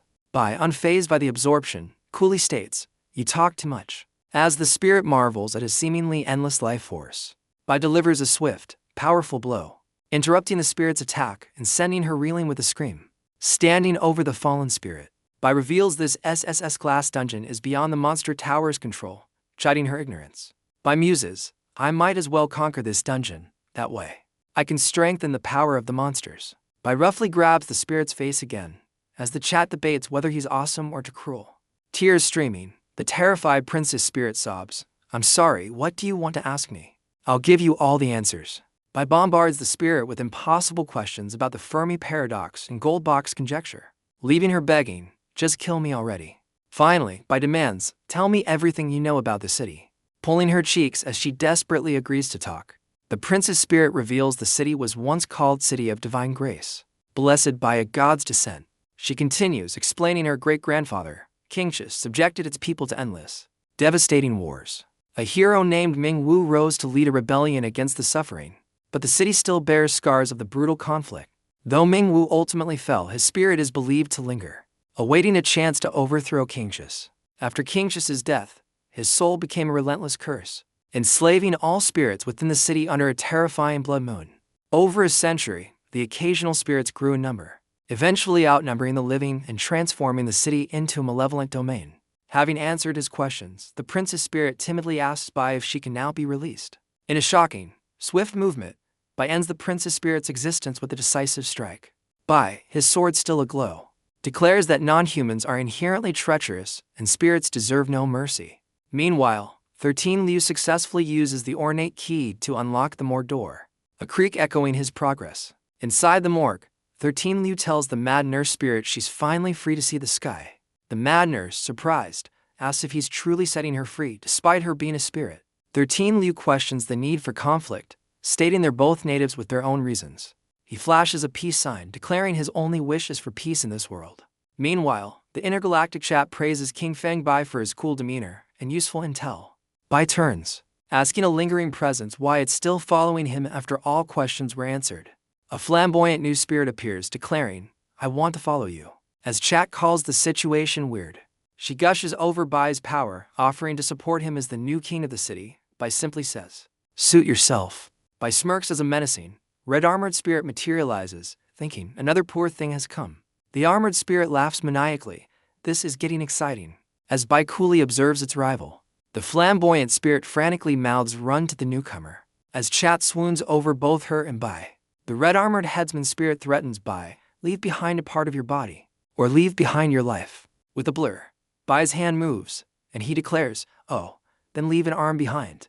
Bai stands holding a severed, bloody arm, his purple eyes glowing as chat debates his kindness. He clarifies to the now screaming headsman spirit, I meant your arm. The disarmed headsman spirit lies defeated on the ground. As the flamboyant spirit watches in silence, tears stream down the terrified headsman spirit's face as it looks up at Bai. Chat noting it's too late to escape. Bai smirks, a chilling reminder that from this day, spirits feared human domination. Poor thing, Bai taunts, tell me the location of the boss, Kingshus. And the spirit reveals he's in the inaccessible palace. Flames suddenly erupt, engulfing the view in a fiery blaze. From the inferno, a terrifying, flame-wreathed headless horseman charges forth. The fiery knight attacks a surprised hunter, who cries out as he's struck. The headless knight bellows, enemies, offer up your heads, offer up your blood. Suddenly, a foot slams down, sending the headless knight sprawling with a yelp. The headless knight tumbles helplessly through the air, still exclaiming in surprise. Landing hard, the disoriented headless knight demands, who are you? King Feng Bai, now astride the fiery steed, coolly asks the knight for directions to the palace. As chat celebrates his return, the flamboyant spirit and the disarmed headsman watch, while chat calls Bai's new follower simps. The flamboyant spirit gleefully proposes, let's follow Master King Feng Bai together. As chat calls it a hilarious pyramid scheme, the headless knight, now part of Bai's entourage, scratches its helm in confusion. Much to the chat's amusement, a broadcast announces, "Currently, we have obtained very valuable information." Commentators reveal King Chus's spirit is the dungeon boss in the palace, likely knowing the portal's location. They update that 83 hunters remain, but the popular Fire Dragon squad withdrew for another SSS-class mission. With audience votes tallied, King Fengbai's squad is now second most popular, prompting a switch in the live broadcast. One commentator gasps, "Oh my god," as they witness Bai's actions. Bai delivers a devastating blow to a werewolf-like spirit, sending it flying. He follows up with a powerful punch, decisively defeating another spirit as chat cheers humanity will prevail. Bai nonchalantly claims a fallen spirit's spear, as chat dubs him the bandit and questions who the real villain is. The broadcast declares Captain Bai unstoppable, crushing everything in the city of malevolent spirits. Covered in loot, Bai smirks as a spirit declares its admiration and willingness to support him as the new king. Even a towering spirit general acknowledges Bai's dominance with a clack of its weapon. Countless spirits now kneel, as onlookers question if Bai is the true villain with his wicked gaze. The chat declares Bai the real boss of this spirit city, some fearing, others admiring his arrogance. His new followers swear loyalty, ready to overthrow King Chus under Bai's command. King Fengbai has, in fact, formed his very own spirit army, trotting forward. This human-led spirit army skyrockets Bai's popularity, surpassing even the Fire Dragon squad. Anticipation builds. Can Bai, with his new forces, locate the spirit of King Chus? Meanwhile, the Mad Nurse marvels at the outside world and the familiar blood moon after years of confinement. A sudden sound makes the Mad Nurse turn, sensing an approaching presence. She spots a distant, fiery rider leading an entourage, wondering if it's a human. The Mad Nurse whips around, startled by a sudden noise. A flamboyant, stitched-together spirit appears, irate that her carefully crafted body was disturbed. The Mad Nurse leaps away, exclaiming she's still fighting even after escaping her confinement. Gazing at the distant fiery rider, she wonders aloud if this powerful presence is truly human. She speculates if this human intends to lead spirits against the king and liberate the city. The rider's aura powerfully reminds her of the legendary hero Mingwu. Whether human or spirit, she fervently hopes he succeeds, deeming him a true hero if he does. Deep within the city of divine grace, a desperate spirit cries for help amidst ominous clacking. Panicked spirits flee, screaming warnings of an incredibly powerful human invader. A blood-splattered King Fengbai stands amidst the chaos, coolly asking, "A terrifying human? Where?" Archival records hero Mingwu was imprisoned here after his failed uprising, his spirit possibly lingering. A shocked hunter exclaims what?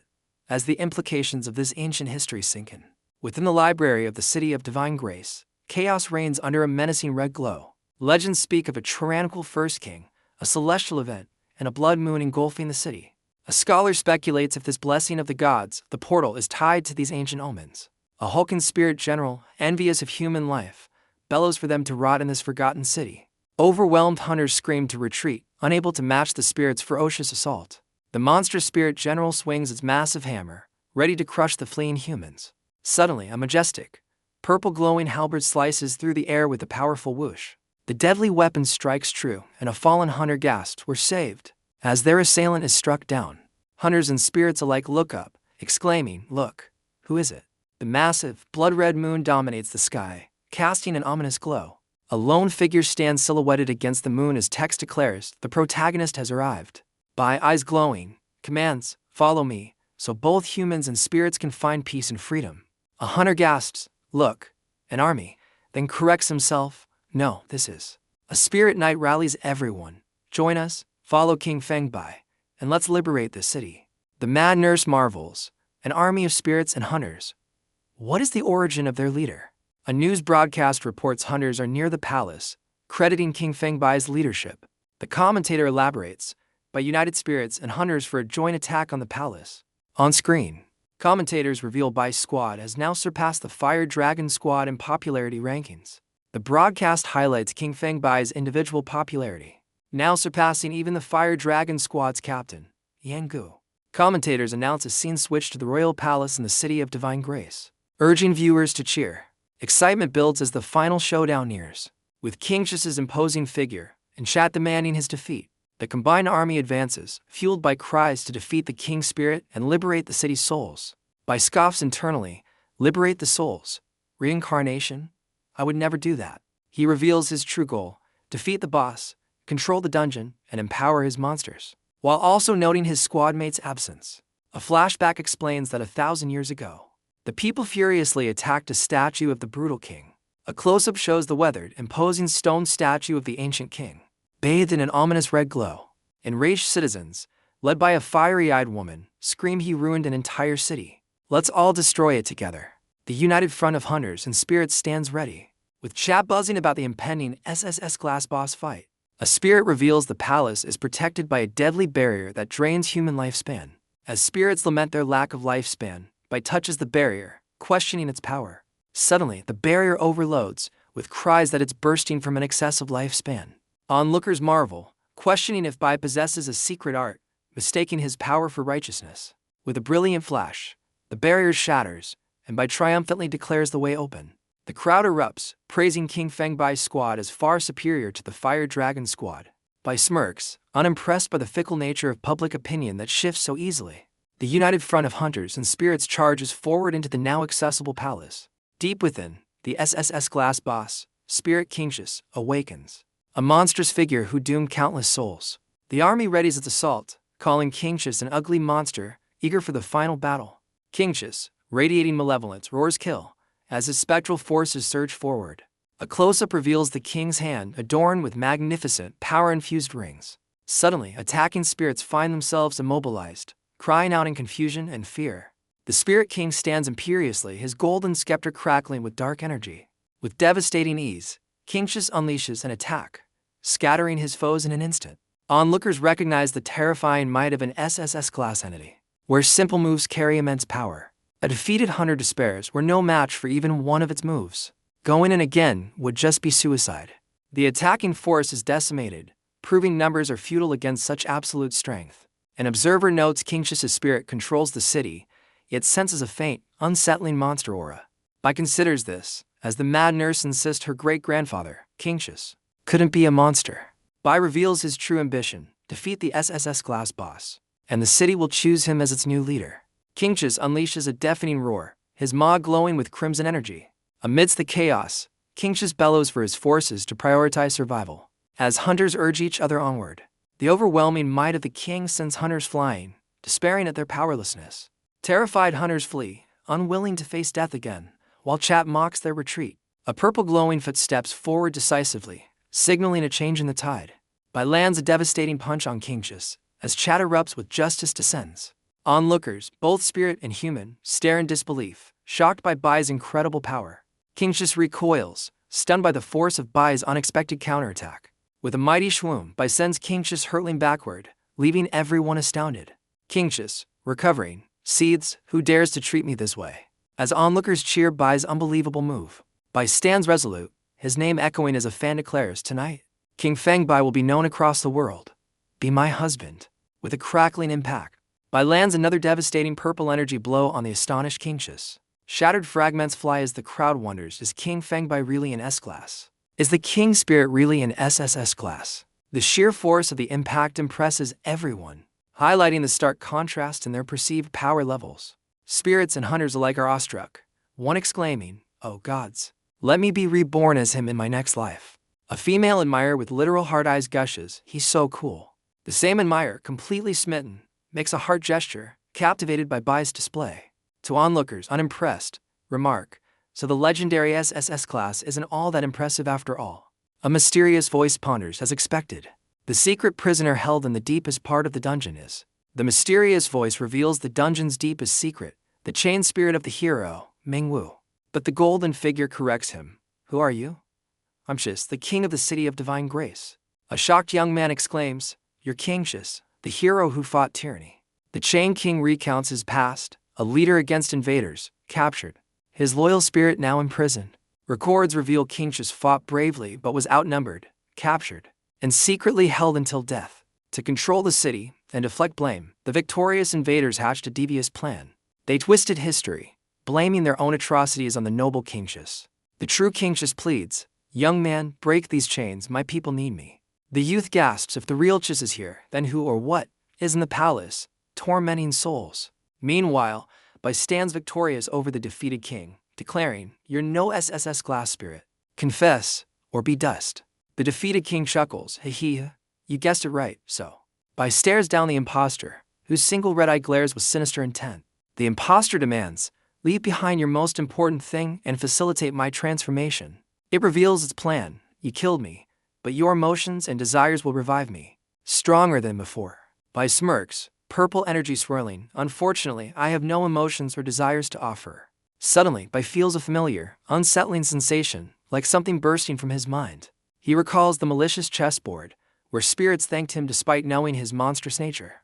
Flashbacks flood Bai's mind, his past self, a red-eyed transformation, and grateful spirits. As his headache intensifies, surrounded by chaotic purple energy, Bai questions why this agonizing feeling is even worse now. Bai clutches his head, eyes wide in pain, as a powerful force seems to overwhelm him. Bai stumbles, clutching his head in agony, muttering, "Oh no," as dark energy swirls. Onlookers shout for Bai to run, while others rush forward, vowing to help him against a looming red threat. Bai, eyes wide with pain and realization, glares intensely, uttering a strained "you." His suffering intensifies as Bai grunts, "Ugh, it's getting worse." The imposter Kingshus, now radiating a menacing red aura, watches Bai's torment. The imposter exclaims, "This is the first time I've encountered such overwhelming, intense emotions." He laughs maniacally. "Just by absorbing a small portion, I've already broken through to SSS class." A title card reveals Lord of the Apocalypse, hinting at Bai's true, formidable nature. Observers cry out, "Oh no, this boss has a second form. Now it's a true SSS class." Questioning its monstrous energy, a colossal explosion of crimson energy erupts, signaling a terrifying power unleashed. Crimson energy billows, obscuring everything in a terrifying red haze. The imposter king roars, "You shall live forever under my fear," as hunters scatter in terror. Suddenly, a golden sword descends, clashing with the imposter as a voice vows, "Don't harm my people." The radiant golden sword stands embedded, pulsing with righteous power. The true Kingshus in golden glory confronts the imposter, having landed a powerful blow. The imposter smirks, "The real Chus has come," as the true king vows to protect his people. A shocked onlooker questions, "Was Hero Mingwu the true king all along?" Another realizes the imposter is a monster born from centuries of fear and hatred. It's confirmed, the feared king was a figment of their collective terror. The true king, a hero who cared for his people, unjustly bore a millennium of infamy. Bai reflects, "My chest feels empty, as if I've lost something important." A red-eyed girl, a manifestation of his lost emotions, clings to a troubled Bai. The imposter taunts the true king, "Chis, you don't know how future generations cursed, feared, and reviled you? That's why I am a true monster." The imposter roars, as onlookers marvel at the SSS class clash. The true Kingshus is questioned. "You sacrificed yourself and were misunderstood for 1,000 years. Do you regret it?" Kingshus declares, "I have no regrets. I only do what's right, with an unwavering righteousness in my heart." An inspired citizen proclaims, "It comes from our own fears, so today, we will conquer our fears." Bai internally questions Chus's noble words, "Only do what's right, with an unwavering righteousness." He then admits to himself, "Actually, I know full well what the right thing I should do is." Inspired soldiers raise their weapons as a voice declares, "Justice will prevail." The imposter king, bathed in purple light, grips his chains as justice is declared. He roars defiantly, "Out of my way, you ants," at the true Kingshus. The imposter stares in shock as the true king's golden might bears down. With a swift swish, the true Kingshus unleashes a powerful sword strike. Cheers erupt as the true king declares, "No one is allowed to harm my people." The imposter is struck, red energy exploding as onlookers celebrate victory. Crimson mist and fading sparks signify the imposter's apparent demise. A mysterious white-haired figure appears, noting the boss's defeat in the portal. Onlookers discuss team dynamics, mentioning a past fight involving Bai. Bai, eyes glowing ominously, mutters, "There's no way an SSS class monster could be defeated so easily." Bai urgently warns everyone, "Be careful, it's not dead yet. There's a third phase." He explains his unique ability, "My sensitivity to monster energy is far beyond that of humans." Bai senses a familiar energy, carrying his own emotions, weaving quickly through the crowd. He ponders a strange behavior. Why is it only moving among the humans and not the spirits? With a knowing glint in his eye, Bai deduces, could it be that it wants to possess someone? He confirms its motive. It wants to take over a human body, so it's choosing the best one. The scene focuses on Wu Feng Riang, now enveloped in an ominous red glow. A dark blur strikes as onlookers shout, "What's happening? Why is he attacking his teammate?" Wu Feng Riang, caught in a crimson surge, gasps, "What are you?" as Bai seems to be the attacker. Bai shoves Wu Feng Riang aside, yelling move. As the crowd realizes there really is a third stage, possession. Bai, sweating, admits, I didn't sense it behind me at all, if not for my extreme sensitivity. It almost succeeded. The defeated imposter curses Bai. You killed me twice, I curse you to bear the same disgrace. As onlookers praise Bai's save, Bai internally realizes his reward. So this is the completion reward. I feel like I can control the spirits of this city. He continues his thought. Besides that, the part of me that was just drained, my emotions and desires, seems to have returned. Onlookers declare Bai the biggest winner, questioning if he can command the entire city. As he stands with his restored emotions, Bai clutches his chest, but this time it's no longer sealed away. I can clearly sense it. What is this feeling? He ponders. Could it really be the so-called emotions and desires that only humans possess? How could I have this within me? As Bai's heart aches, a vision flashes, a human hero slaying a god amidst falling snowflakes. His teammates celebrate. Under King Feng Bai's leadership, we defeated the boss now. We can uncover the god portal. A system message declares. King Feng Bai's squad has received far more likes than the Fire Dragon squad. A commentator notes King Feng Bai's squad dominates the top rankings, holding 3 of the top 4 spots. The true Kingshus in golden splendor declares, keep it up, we've finally reached the stage. His magnificent golden staff dramatically shrinks, transforming in his hand. Kingshus presents the now spear-like weapon to Bai. Congratulations, challenger. You are the new ruler of this city. He elaborates, take this spear. With it, command the entire army of spirits in the city, and continue my reign. Onlookers gasp, amazing. The Hunter Association's strength will soar, and humanity's power will reach new heights. They cheer. It's the reward for clearing a rare SSS-class dungeon. King Feng Bai is truly incredible. Bai grasps the spear, feeling his returned emotions. It's an entirely new feeling. I can sense its presence. Gazing at the long-imprisoned spirits, Bai feels an irritating, uncomfortable sensation in his heart he dislikes. A host of striking female spirits, eyes aglow, stand ready, perhaps under his new command. With a decisive clack, Bai drops the spear to the ground. He boldly declares, I don't need an army of spirits, I will set you free. As onlookers gasp at his magnanimity, the golden spear shatters spectacularly, releasing its binding power in a radiant explosion. Bai watches the fragments fly, a bystander exclaiming, great, at this unexpected turn. The freed spirits roar with joy, their forms already beginning to dissipate. Even a fierce-looking spirit shows a hint of a grateful smile as liberation dawns. Bai reflects, as expected, after making this decision, the uneasiness in my chest has eased. He identifies the new sensation, feeling sorrow for others' suffering, and relief when their suffering is alleviated. Yet a conflicting thought arises. How could this happen? I don't like becoming this way. A grateful spirit, now bathed in serene blue light, thanks him, Master. You are a compassionate person. Bai internally grapples. I am the Monster King, and yet I have developed compassion. The spirit of Kingshus thanks Bai, wishing him well as he departs to reincarnate. Noting Bai's enigmatic soul, Kingshus reveals the god's blessing was never found despite countless invaders searching. Wishing it never existed to spare his city. An onlooker despairs, if the king and invaders couldn't find it, how could we?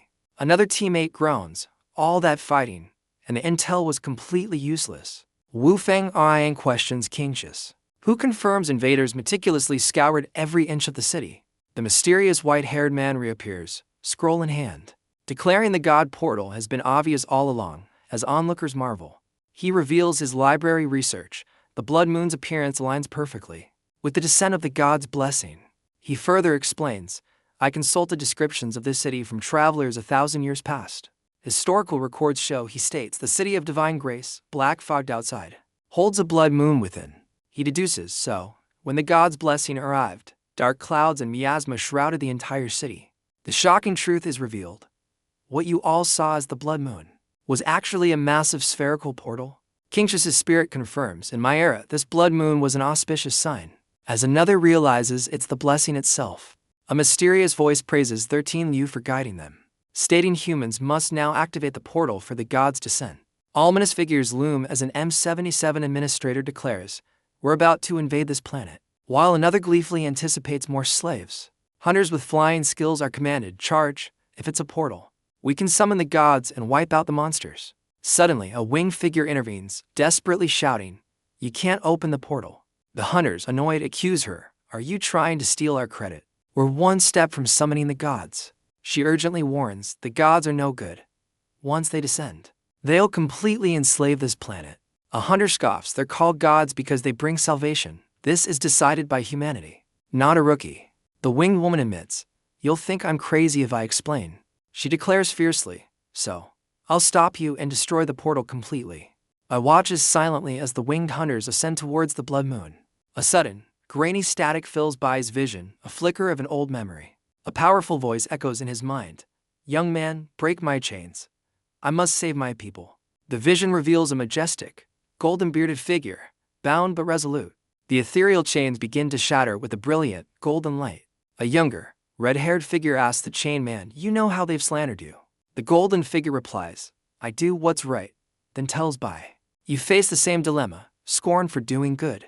He offers a final piece of wisdom, but I hope you can see your own heart clearly. The golden figure from Bai's vision congratulates him.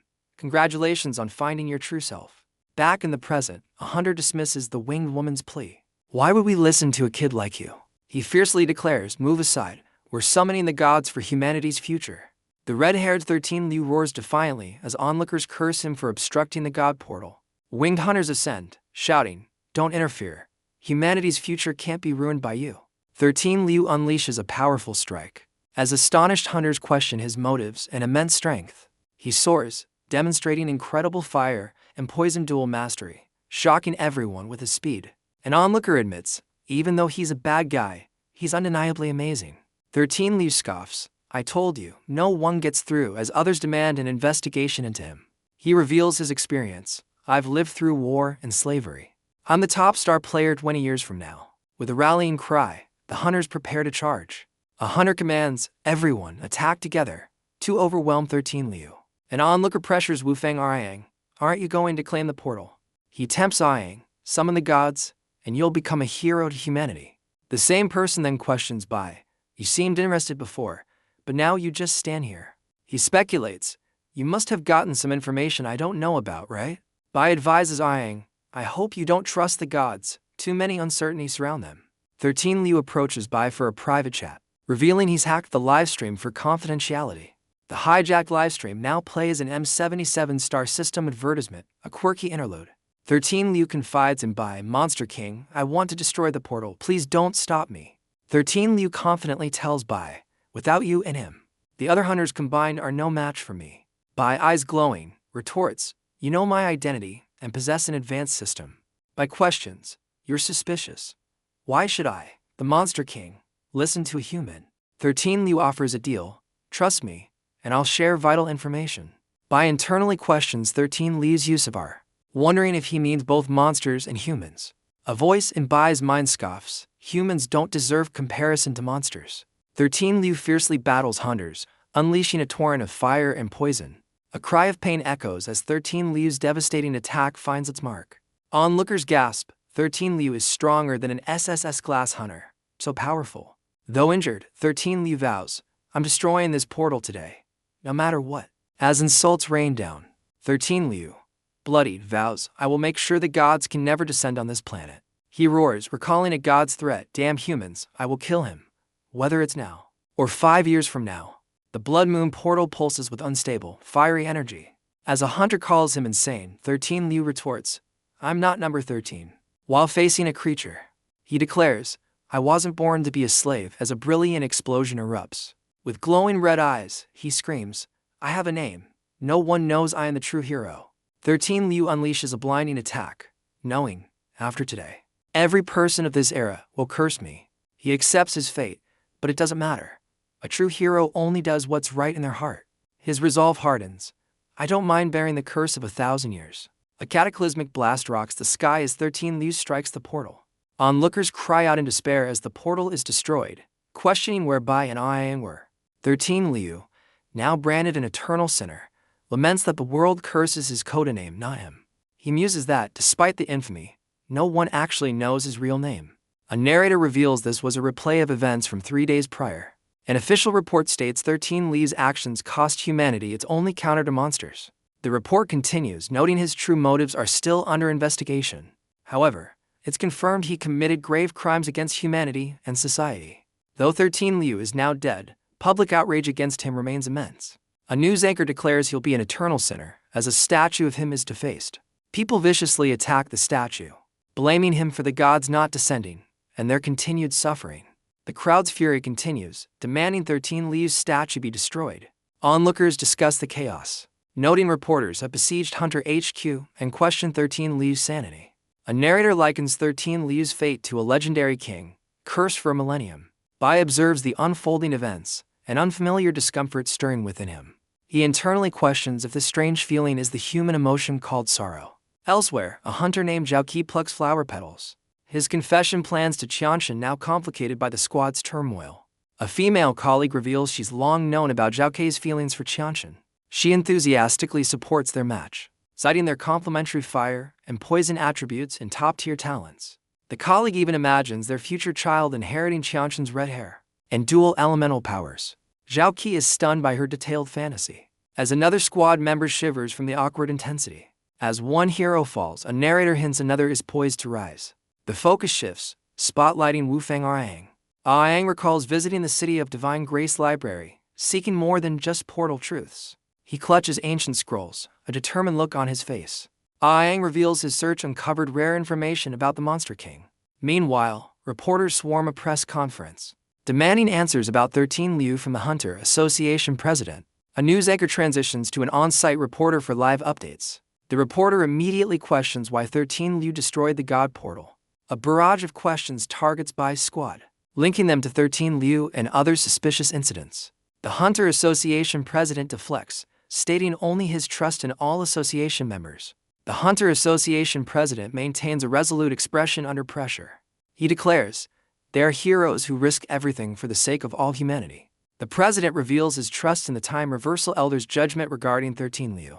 Reporters erupt, accusing the association of covering for Bai and questioning his involvement. They demand that King Feng Bai's squad members address the allegations directly. The president assures them that despite the portal's destruction, humanity still has hope against monsters.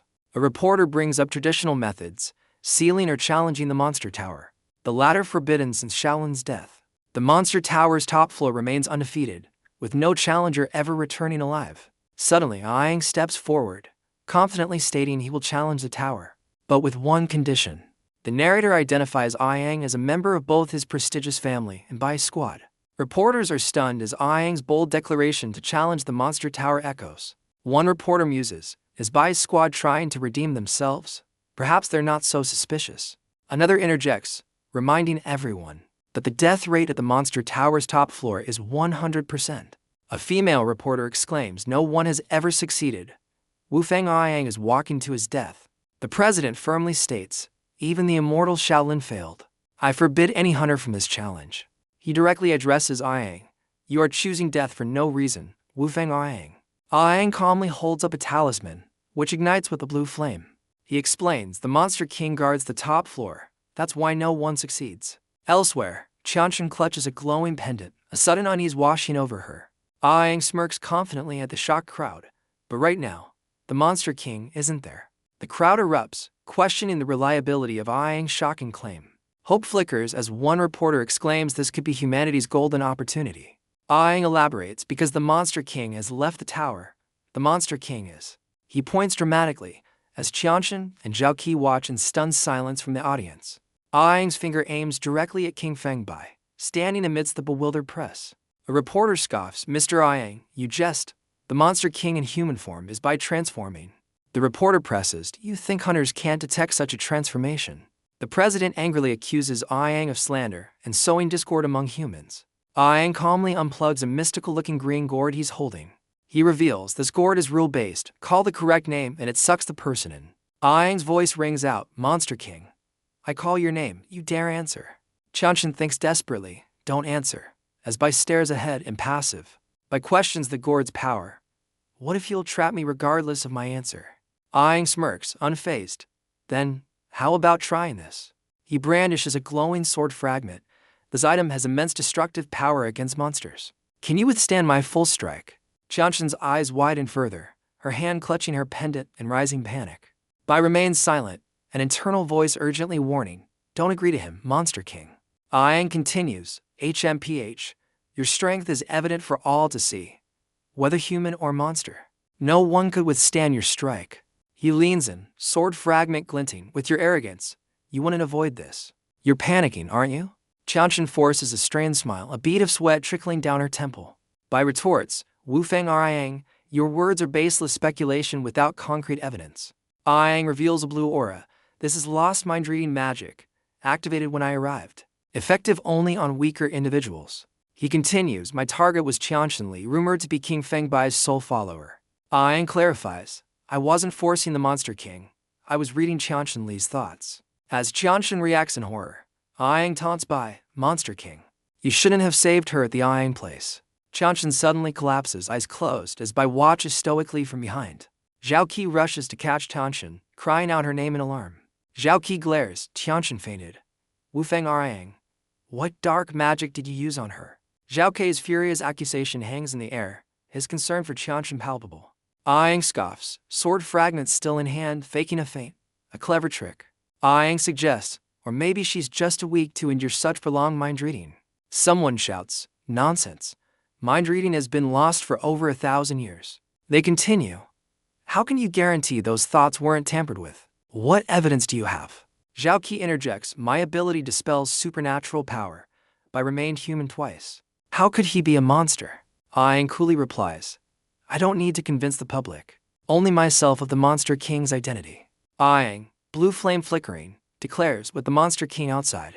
I'm certain I can clear the tower. He states his sole condition. King Fengbai must remain in the human city, under the watchful eyes of the association and families. Forbidden from approaching the Monster Tower.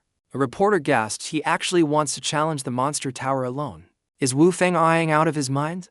Another reporter muses, being monitored isn't so bad. It's a chance for Bai to redeem his tarnished name. A reporter adds, anyways, King Fengbai's identity has never been verified. He was a mysterious, reclusive genius. Another reporter pleads with the president, sir, agree to Wu Feng Ariang's proposal. Let Bai clear his name under supervision. The crowd shouts, if you don't agree, Bai will be under scrutiny forever. Just agree to Ariang's condition. A thought bubble appears, the development is truly unexpected. King Fengbai is the Monster King? A ridiculous accusation.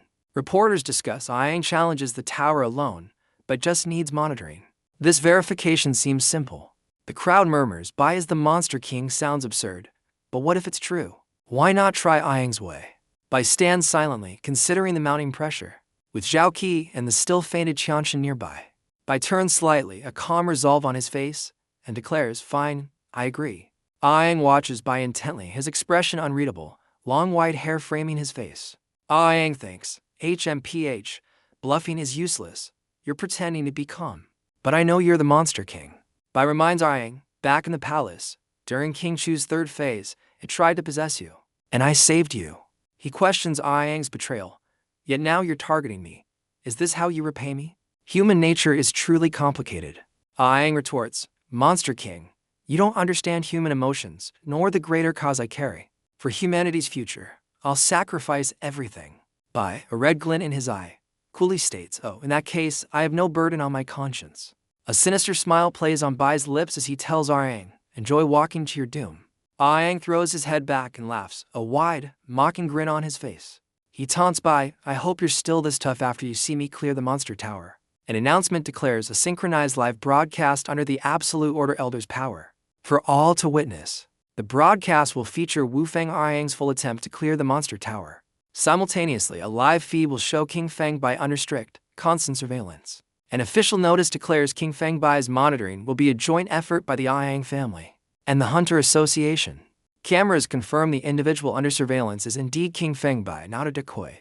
Qianchen, now conscious in Zhao Kei's arms, whispers, it's all my fault, I've doomed him. Bai, with a reassuring glance, simply tells Qianchen, relax. A grateful Qianchen looks up at Bai, softly uttering, thank you. A bandaged Ariang elder smirks. Once the ancestor finds the tower empty, we'll prove Bai is the Monster King and take him down. An aide questions the president, who trusts his power to reveal true forms but notes Ariang's conviction. Whispers spread, could the Monster King be inherently human? As public opinion sways towards Ariang, news anchors highlight the Monster Tower's 99 treacherous floors, questioning Ariang's chances before switching the feed to his attempt. A stunning update flashes. In just one day, Wu Feng Ariang has already reached the 9th floor. Ariang Wu Feng, bathed in blue light, fearlessly confronts a monstrous beast within the tower. An update astounds everyone. Incredible, in just 1 week, he's cleared 60 floors.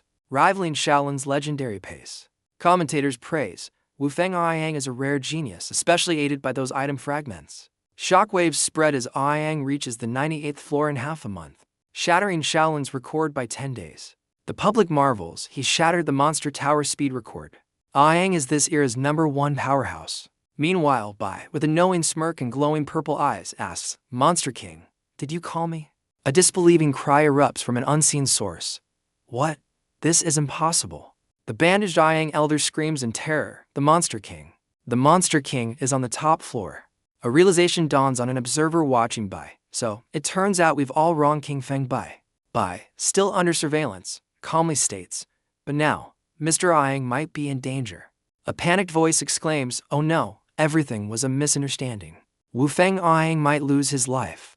An observer hopes, not necessarily, maybe he can defeat the Monster King once and for all. Let's wait and see. The true Monster King, with glowing purple eyes, smirks menacingly from the tower's peak. Aoyang, within the tower, declares, "But this time, I am protected by the rules of this space here. I am invincible." Aoyang stares in disbelief. How could this be? King Feng Bai really isn't the Monster King. Impossible. Aoyang's resolve hardens. No matter what, the priority is to kill it. Kill the Monster King. Aoyang unleashes a powerful attack, shouting, "All things earth," as orange flames erupt. The ground cracks and shatters under the force of Aoyang's fiery assault. The Monster King stands unfazed amidst the debris, a purple aura flaring as the battle begins. A colossal, shadowy, cracked entity looms over Aoyang, dwarfing him completely. Onlookers declare, "Awesome. Wu-Feng Aoyang truly lives up to his reputation as a once-in-a-thousand-years top-tier cultivator." And official notes, regardless of success, this battle provides humanity with invaluable data on fighting the Monster King. Amidst the chaotic aftermath, Aoyang's sword clatters to the ground, signaling a turn of events.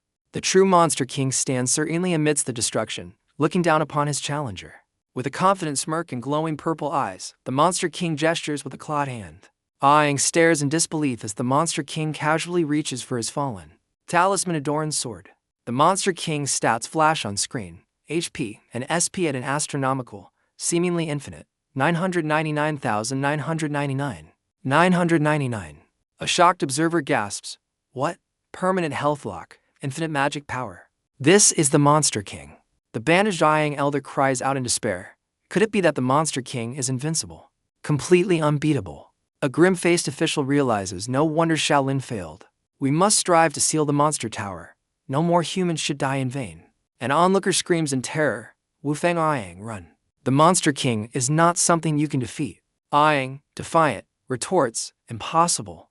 It must have weaknesses, everlasting life, wood, unbreakable metal." Thorny green vines erupt, swirling menacingly around the battlefield. The Monster King stands amidst the ensnaring green tendrils, a dark aura emanating from him. He smirks, unfazed by Aoyang's desperate elemental fusion, as the vines tighten. Aoyang summons a colossal, radiant golden sword, poised to strike the bound Monster King. With a furious roar of Dai, Aoyang unleashes his ultimate attack, bathed in golden fire. Mystical golden sigils flare intensely, channeling immense power into the attack. The massive golden blade descends, aimed directly at the seemingly trapped Monster King. The Monster King scoffs, mere ants, then declares with a chilling smile, "Space shift." The Monster King now holds Aoyang's golden item fragments, a look of shock on an unseen face. He turns, the fragments glinting ominously in his grasp. Aoyang, still ensnared by his own vines, realizes the Monster King has vanished from his attack's path. "What?" Aoyang cries out, his ultimate attack now targeting empty space. The colossal golden sword slams into the ground, causing a massive fiery explosion where the Monster King once stood. Unscathed, the Monster King reappears, declaring, within the Monster Tower, "I'm invincible." With a confident smirk, the Monster King snaps his fingers, a new plan forming. He examines the stolen item fragments, musing, "Let's see what I found." The Monster King taunts, "Want to try your own tricks? Pathetic ant, don't die too quickly." He then invokes a powerful elemental combination, purification of all things, water. Burn all things, fire. The Monster King grins wickedly, his purple eyes gleaming with malevolent intent. Aoyang cries out in shock, "What? My seals," as elemental energies flare above him. Towering elemental dragons, one of brilliant blue water, the other of searing red fire, materialize. A bead of sweat rolls down Aoyang's face as he stares up at the overwhelming power. The twin dragons roar, lunging towards the outmatched Aoyang. A torrent of blue and red energy engulfs the area in a devastating blast. Aang is violently thrown back, coughing blood as the Monster King observes impassively. Undeterred, Aang clutches a green gourd, declaring, "Then I'll use my rules to counter your rules." He hoists the gourd high, a desperate shout tearing from his lips. Aang issues a challenge. "Monster King, if I call your name, you dare to." The Monster King smirks, purple energy erupting as Aang's gourd is targeted.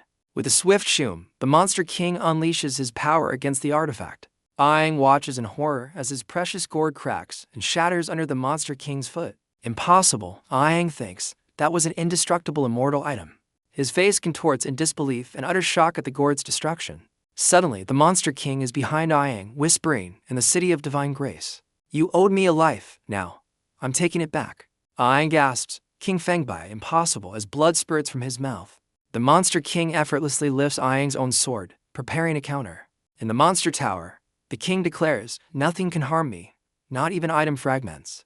He grips the sword tightly, its blade gleaming ominously, ready for the final blow.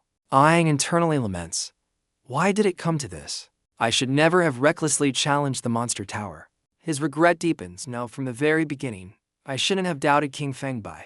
After all, he's the one who saved my life." The Monster King holds the grievously wounded Aang, whispering, "You once said kindness should be repaid. You financed me, didn't you?" As Aang bleeds, thinking, "I can't accept this." Shimmering blue crystals begin to form beneath him.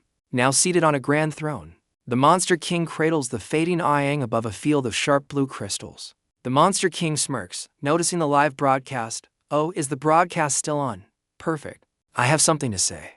With a hand glowing ominously, he delivers a cryptic message to the world. "Good luck. Don't let me down." An onlooker screams as the transmission cuts. The broadcast signal just cut out. That means Wu Feng Aang is dead. Despair grips an official. The Monster King is utterly invincible. And now all 3 item fragments are in the Monster Tower. The bandaged Aang elder stares in wide-eyed horror, the devastating truth sinking in. An official exclaims, "The Monster King taunts us all. Is he truly fearless?" He urgently commands, "No hunter is ever to challenge the Monster Tower again. He's invincible." Another official despairs, "With 3 fragments lost, what's the point of finding the other 7? A calm voice suggests, "I could go to the Monster Tower's top floor and retrieve the fragments." He continues, "Defeating him is unlikely, but I might escape with them quickly." The elder official rejects the risky plan, praising King Fengbai's noble heart and vowing to trust him. His aide points out, "Sir, even with a 70% chance, we have no leads on the remaining 7 fragments." The aide reports to King Fengbai, "The Fire Dragon squad investigating the 4th fragment hasn't returned." Suddenly, a new voice announces, "Captain Yangu has located the 4th item fragment." The nation rejoices. The elder official, overjoyed, orders, "Let Yangu rest. Then prepare to retrieve the 4th fragment immediately." A new crisis erupts. "Master, Yangu is going to break off his engagement with Shen Aang." The messenger, a burly figure, delivers the shocking news with urgency. The elder official cries out in disbelief, learning Yangu, successful with the 4th fragment, now spurns his childhood fiancée. It's revealed that during his mission, young Master Gu saved a commoner woman. He has since fallen deeply in love with this woman, now determined to marry her instead. King Fengbai, observing, dryly notes, "Oh, what a tiresome, cliché love story." Contemplating by a barren tree, King Fengbai wonders about the fallen prophecy and the approaching winter. His thoughts drift to Seer's predictions and fragmented memories, all pointing to a significant winter. The messenger rushes in again, announcing Yangu's arrival to break the engagement personally. With the new woman, the elder official seethes, "How dare he, my daughter, Shen Aang, is his equal." Yet he chooses a commoner. Yangu arrives with Mengdi, claiming she's just a friend and unrelated to his decision. Onlookers swoon, captivated by Yangu's charm, status, and handsome appearance. Yangu flashes a confident, sparkling smile, basking in the attention. Mengdi, with innocent eyes, thanks Captain Gu for his kind defense. The crowd murmurs about Mengdi's stunning beauty, while some hearts are clearly broken. Yangu beams, enjoying the adoration as Mengdi stands demurely by his side. A close-up reveals a subtle, knowing smirk on Yangu's face, his eyes glinting. Suddenly, Mengdi's expression shifts to surprise, a questioning huh, escaping her. Her gaze fixes on a figure in the distance, prompting her to wonder, who is he? The mysterious figure is King Fengbai, whose destiny points are noted to be even higher than Yangu's. King Fengbai watches from afar, a knowing smirk playing on his lips as he utters a soft "ha." The panel transitions to a stark white, a momentary pause in the unfolding drama.